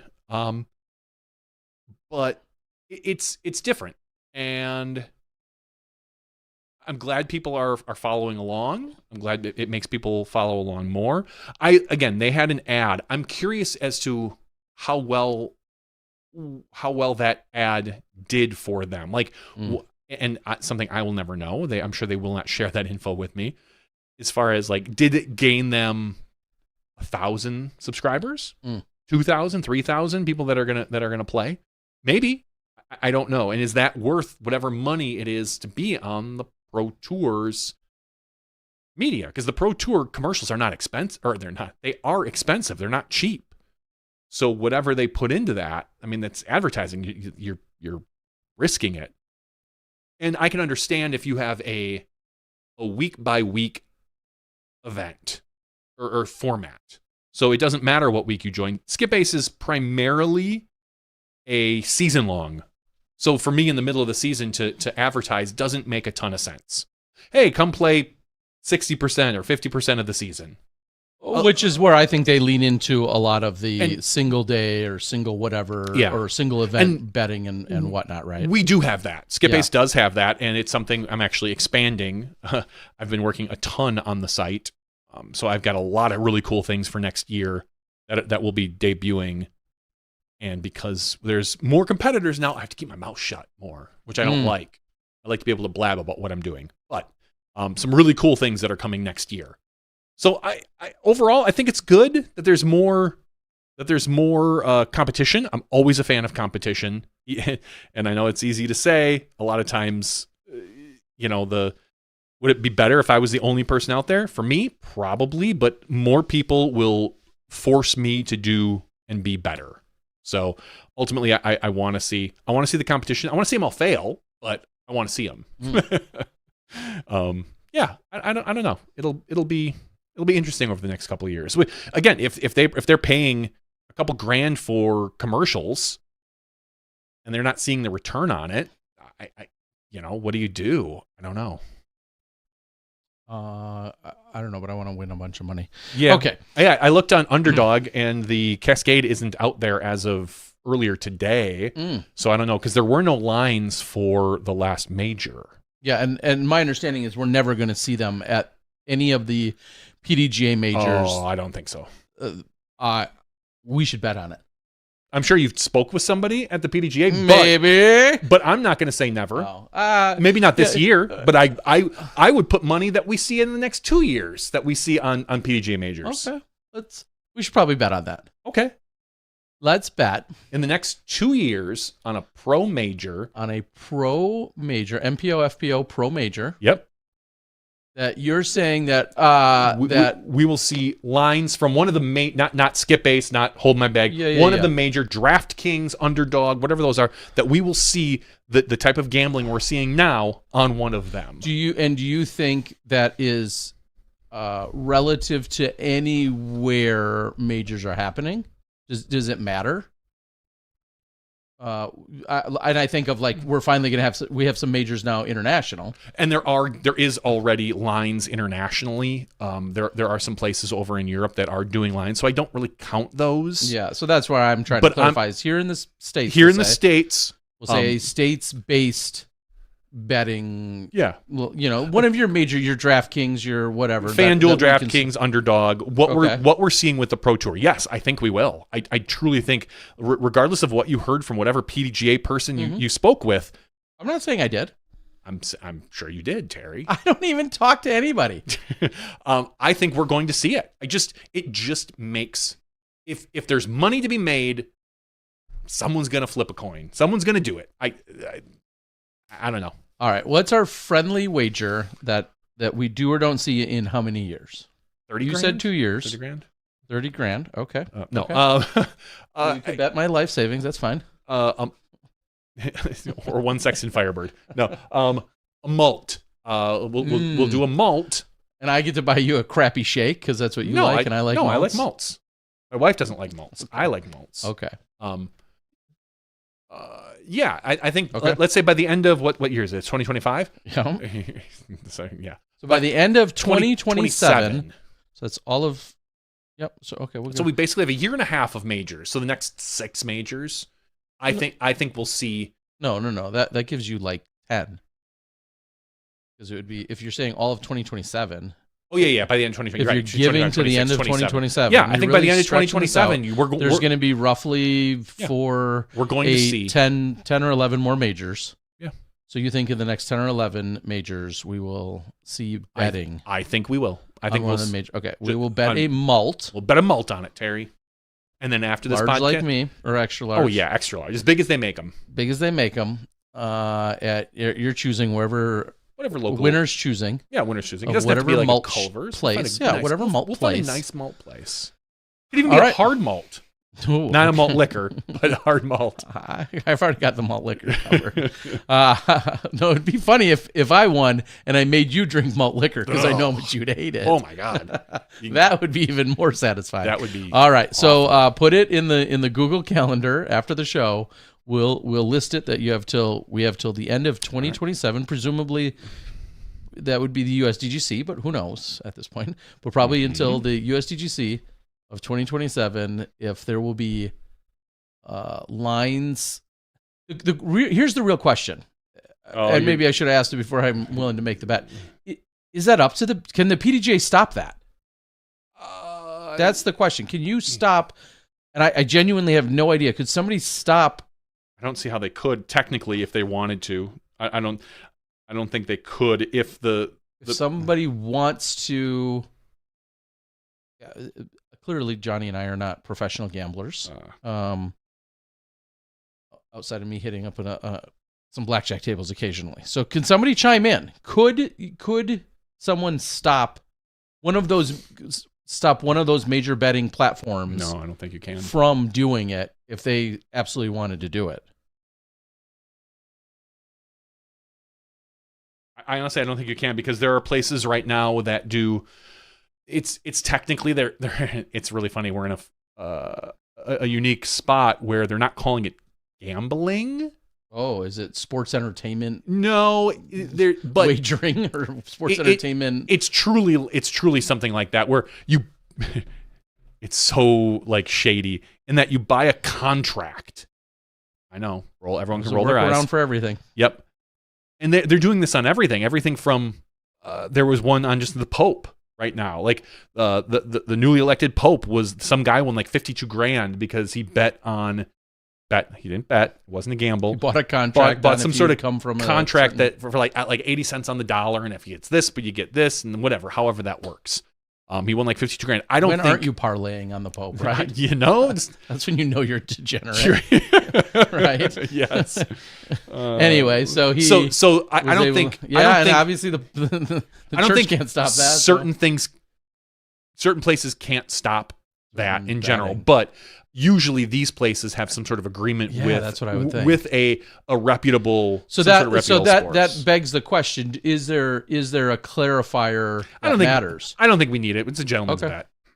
Okay. But it is in my calendar for November. I put it November 30th accidentally, but yeah, November 30th, 2027. It is in the calendar. All right, Mike Jewell says. Public published information, no, the PDGA can't stop it. So that sounds, there we go. Tim, good one, says he won the holy shot. Very clever. Yeah, it wasn't James Conrad. I don't think he won. I don't think he won that. So, yeah. Anyway, I'm sure we'll get off the air and I'll ask you about it. And you'll tell me what somebody said, and I'll be like, "Oh, damn it!" And I'll say, "Stupid! Here comes the malt." No, I honestly, I had a very loose conversation with some people. That's clever. Anyway, yeah, I was gonna say, I think that is largely everything. Just the other thought, and I know I kind of quickly referenced it earlier, 26 total major champions this last weekend, 8 of them coming from Team Innova. Obviously, a lot of people of this age bracket knew Tim Selinske personally, as I did myself. Super incredible human. I know there's a couple of different stories that have been written and or some videos out there that have been done in the past, especially as this continued to be a memorial type, in remembrance and named after Tim after he had passed this entire major that Innova has been the title sponsor of, and just an incredible human that was certainly famous for giving hugs whenever you saw him. So a man after my own heart in that sense. It was pretty great to see him and talk to him whenever I had the chance to many years ago. It was usually at the World Championships, and that was way before we were frequently interacting on, the Facebooks and the internets and such, when we all got together for the family reunion that is often the Worlds. And now this feels, of course, just like that. You have, a lot of these people, of course, there's plenty of newer players, don't get me wrong, but a lot of these people at these events, when I was talking about PDGA, they were playing open when we started. Yeah, Tito Ugalde, PDGA 83, 63. 83, I think. Mark and Susie Horn, I think PDGA 68 and 69. Like, you're talking about some absolute legends of the game. I posted a picture. I got to see and talk to a little bit with Sylvia Vokes, who you and I have also known for our entire 30 plus years in disc golf, as she's been a staple and has won, countless majors. So just a really good time and a good reunion for so many people on such an incredible place. So it was awesome. I would like to know if there's any recommendations. How many of you have been to Mexico City? Everybody, naturally, when everybody talks about Mexico, it's all of the beaches, all of the resorts, all of the partying. No, I've never personally heard someone say, "Yeah, I went to Mexico City and here's what happened." It's understandably all of those other, beach and water-based vacation spots, which certainly are not nearly as appealing to me. And that's not where the disc golf is, so it's definitely not appealing to me. But if anyone's been to Mexico City, I would love to know if you have any other thoughts or recommendations. I only spent a few minutes there last year in heading to a tournament, so because we actually traveled about an hour south of it. So this year I'm going to be able to spend a little bit more time in the northwest corner. I think 5th largest city in the world, which just like at face value, I'm not going to say it's daunting. I'm not scared or anything like that. But like to say you're in the 5th largest populated city in the world is pretty crazy, because you and I we live in Milwaukee, which isn't small. Not obviously, we're an hour from Chicago. I've been to New York. I've been to LA, San Francisco, all these other really populated places. But to go to the 5th, I've been to Bangkok now, but 5th largest city in the world. I'm kind of excited to check things out. And hopefully disc golf continues to grow out there. Carney says, I've been there many times. Check out the Anthropology Museum. All right, that sounds like it could be a little bit informative and cultural for me. That sounds like a good idea. Every once in a while, I try to actually get a little bit smarter. It doesn't work, but I try. No. So, all right. Patreon.com/SmashBoxxTV. If you want to be a little bit smarter, you can give us $1 every single week. I don't know how those correlate. That makes you a smarter person, because you are supporting independent media, of which we are. That's right. I hope we don't get We were shut down. snubbed by the Pro Tour. Do not snub us too, please. I'm really just gonna, You should go all in on that. You think so? Maybe some rage post tomorrow. Oh, that would be so good. Can I make it like subtle so it's not quite directed? Like kind of like, subtweet somebody, just be like, apparently somebody is not, popular enough for certain things that, a specific group of people are doing, or something dumb like that. Yeah. Make it like definitely it's a little bit very ambiguous, but Yeah. I've got another question. When you're do we want to do this Patreon? Let's do the Patreon first, Okay, then you can ask me then the I've got another question. random question about this weekend, and We have 105 people eligible for our giveaway, Terry. Love it. What are we going to generate? They're ordered by first name. I say we generate. I mean, it's the day of first. Well, kind of. So Sexton won. He was our guest, even though it was his third time on, but he won first place at his first of MP40 event. All right. Very first number we're I was there generating is 99. I got 99 Sextons and a Firebird 81. 99. So 90. Oh, Tim Courts, you were number 100. Swear to God.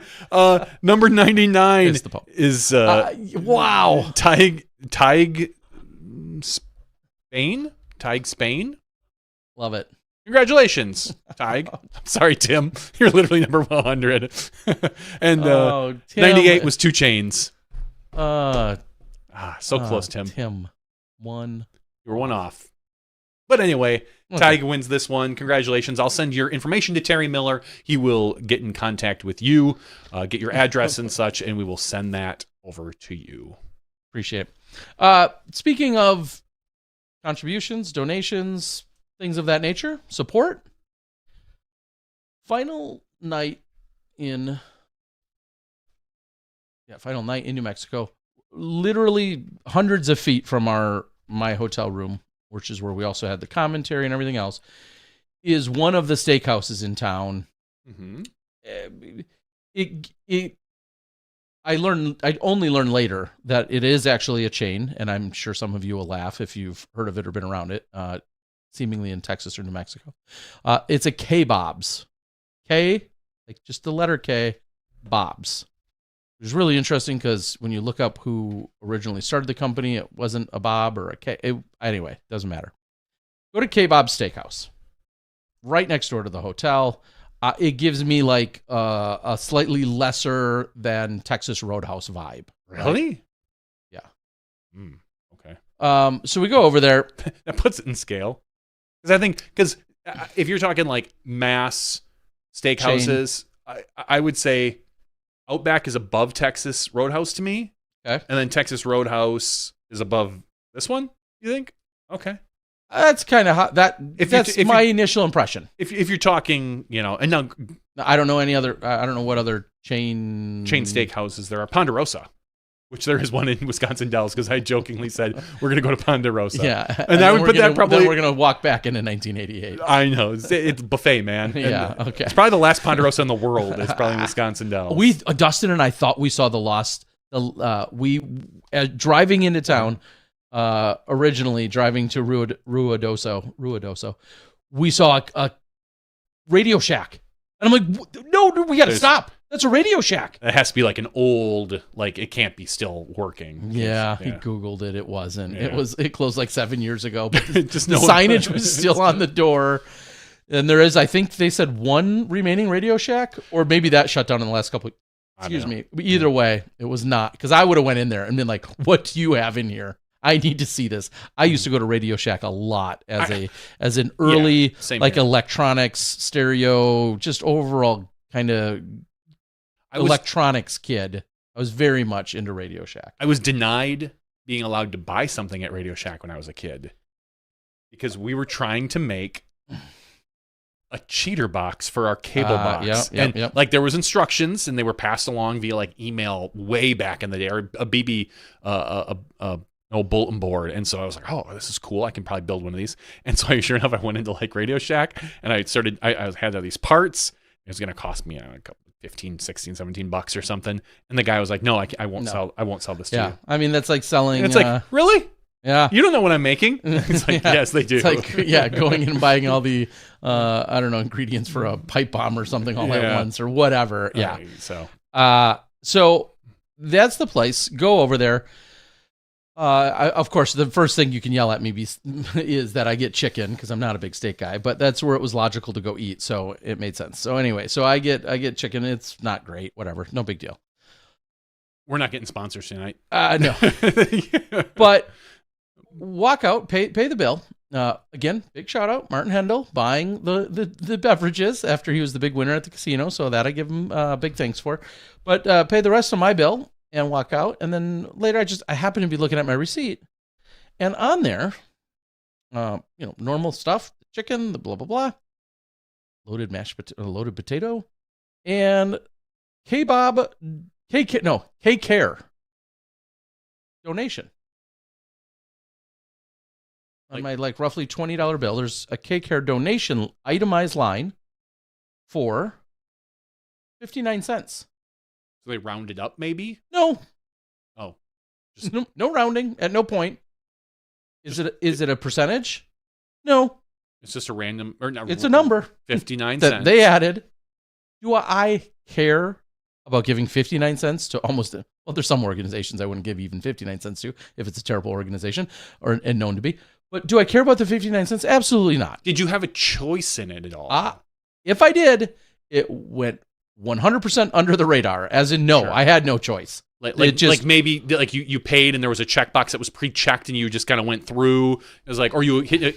Hey, yeah, I know Martin this, and you hit agree or something. No, because it was a typical at the bar. We hit at the bar. Okay. They handed me the bill, which I'll admit I did not look at first. I just looked at the total, added the tip, and then when I grabbed the receipt and ended up walking out a few minutes later, it's like, hey, Care, 59 cents. And then I started immediately doing the math. Like, is this a percentage of the food? Is this tax included in that? Whatever. How'd they get at 59 cents? I don't know. Mm-hmm. And now I will also readily admit I did not inspect the menu that I ordered off of. And is there a little asterisk somewhere that says, every single meal or donate or every blah, blah, blah. This particular meal gets... Let us know if you don't want to contribute or... And you look like I have no... I know. Can you take this 59 cents off? Excuse me. Yeah, I don't want to... The K-Cares. Oh, yes. That's kids with heart conditions. Nope. Sorry. Not my thing. Nope. I've got my own heart conditions to worry about. Thank you. I'm eating here. Yeah. So... I guess here's the question I lob up, though. Knowing exactly what I've told you so far, okay, how do you feel about that? Underhanded. I feel like there should be a spot clearly that explicitly asks you, unless it was blatantly clear on the menu. Confirms and says, "Hey, we all meals we add 59 cents to, if you want to take it off we can, but otherwise should someone have disclosed if there was signage, then I don't think necessarily the server should have to tell you. If there's like something up front where you walk in like, hey, or maybe it was a special night or something, some restaurants for high schools will have charities like, every 5% tonight goes to the robotics club or whatever. Sure. Or if they just say, hey, as long as it's clear, I don't necessarily think they have to alert you. If it's not written anywhere, then yes, the server should tell you, or it should be clear on the menu. Or again, if you're doing a digital payment, you should do that. Otherwise, it does feel underhanded. I know it's only 59 cents, but it's still an extra charge. It's the point of it. It's not the money. So, yeah. Are you looking up K-Care's Well, charity? yeah. So I did 2 seconds of research on this then today. This was all Sunday night, and I saw it then and didn't think much about it until after that. But then the 2 seconds of research is what led me to learn today that K-Bob's in general is a chain of sorts. That they're in New Mexico, started in Texas, the original owner sold it to someone else who passed away a couple years ago, and essentially they've set up this K-Cares charity, K-Cares Foundation K-Bob's, and the long and short of it is they add 59. Well, it's funny. Their website says the research I said. Says they match 58 cents. Let me see if I can find it. Oh, jeez. They match 58 cents from themselves, and it goes to the K-Cares charity of every meal. I wonder if 59 is like I'm saying magic, but like the year K-Bob was born or something, or which is why it's 59, or Otherwise, it would make more sense. Hey, if we're matching it, we're going to match 50 cents. It would be 50 cents, but maybe 59 cents is because that's the year he was born. I don't know, but yeah. Either way, if you don't have if you're not alerted of it, should be whatever. I just thought it. Well, I can't even. I don't even know where it was, but I looked it up earlier today to find the little bit that I did, and somehow they add this 59 cents. Again, I don't know if it was on the menu. This is not about the 59 cents. Let me be very clear. As cheap as I can be. Sure, Terry. This is not about the 59 cents. I do wonder, maybe some of you know and are familiar with the chain or the restaurant or even the story as to how that comes about. And now that I think about it, we all paid individually. So if it was a whole table, let's just say instead of 5 individual meals, all 5 of us were on. It would have been 59 cents versus 59 cents per bill. Yeah, they would. I'm sure they charged you per bill. I wonder. I heard they recently lowered it to 10 cents due to the optics. I don't know if you're being funny or not, or if you actually know Tyler. Clearly not, because yours was 59 cents. Yeah, that's why I'm saying Yeah. it was. Yeah. Anyway, All right, well, look, here's my whole point. Terry hates children. I hate charities, and I don't want to support anyone. None of that. I was not a fan of the seeming lack of transparency. Now, if it was on the menu that I looked at for 2 seconds and saw chicken and said, I'll take it. If it was somewhere posted on the menu that by default, we automatically bill you 59 cents, I am totally good with it. It just was an interesting shocker to see, and I wonder what their policy is as you're trying to pull up their. I'm trying to pull up a copy of their menu, but I don't know necessarily if like this is a specific menu or an official one. And my understanding is it's in fact at every. Every one of their restaurants, and it goes to the charity, which I'm good with. I just think it's weird you don't if it's not explicit. Yeah, my eyesight's bad enough, and this is small. I'm not gonna find it. I know I saw more of it, and the fact that I had like a simple Google search doesn't bring you to it. And maybe it's way more obvious if you're local to if they have local. Maybe it's on their commercials, like. Come to K-Bob's where 59 cents goes to our local K-Cares charity. Okay, so it looks like, there's one temporarily closed. So there's one in Fort Stockton, Texas, Corpus Christi, Texas, Ruidoso, New Mexico, Rayton, New Mexico, and Clovis, New Mexico. It looks like there's 5 in total in terms of where they are. I heard they recently lowered it 10 cents due to optics, not to 10 cents. Because then it would have been 69 cents. You are one funny feller, disc golf comedy. You keep... Anyway, all right. Well, I'll report back next week about this damn 59 cents. You should seriously call and like be a jerk I swear. Be a jerk about Just it. so I'm in the know, I literally did... text their on Instagram. I found their Instagram, which is obviously right there on their site, and I just said, "Hey, I'm just curious to know more about this K-Cares charge that was on my card because I genuinely want to know like what it is."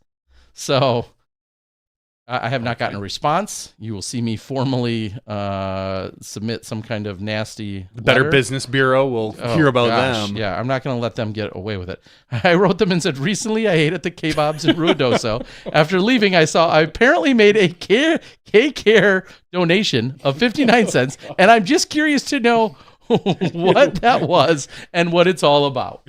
That's all I want to know. I am completely curious as to what. Let's play pretend. Let's say their organization is shitty. Let's just say it's something I completely vehemently disagree with because it's just something that I stand or oppose, or I stand against or oppose. Is it not fair to know what I'm apparently donating to? Yeah, K-Cares. We euthanize healthy children. I mean, Anyway, which is funny because I used to work for Kohl's Corporation, the department great organization. For those of you that don't know, as they're closing all around the country, I used to work for Kohl's Corporation. Their headquarters are in this area, and we had Kohl's Cares. So, of course, and now this is K Cares, but Kohl's Cares. And in fact, once I rounded up a few people and made so many hours of volunteerism, Kohl's Cares donated $500 to a course that we put in, a couple of courses that we've put in the area. And that was something I could do as an employee there. And so, like, I just want to know, like... Well, I wish you luck. I hope they get back to you, Terry. There's some better business bureaus I need to reach out to down in New Mexico. They've all been fired. They all got doged. All right, let's end the show. All right, fine, we'll end it. But there's no end to this investigation. So next week when I'm in Mexico, I will say I should be in Mexico still, hopefully, if everything goes well. I'll be in Mexico. I will be tuning in from there to do the podcast. I don't know if I'm an hour ahead or behind you when I'm there, but either way, my plan is to tune in from Mexico next Tuesday. So just throwing that out there. Nobody's going to really imagine be you concerned. be an hour ahead. I think it's an hour behind, or it's the same. Yeah, I forget. Yeah. It might be the same. It's probably the same. Let me check in with K-Bobs. Anyway, They'll charge you 59 cents.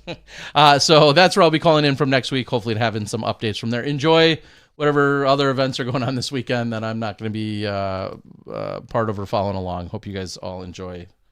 Cascade's this weekend, right? Cascade Challenge. Cascade is this weekend. Yeah, I covered it last year, but not anything this. Okay. For Johnny V, I'm the Disc Golf Guy. Thank you to everyone that tuned in and came along for our silly little ride here. As always, we appreciate you guys. Like, share, subscribe, do all the YouTube things, as we like to say.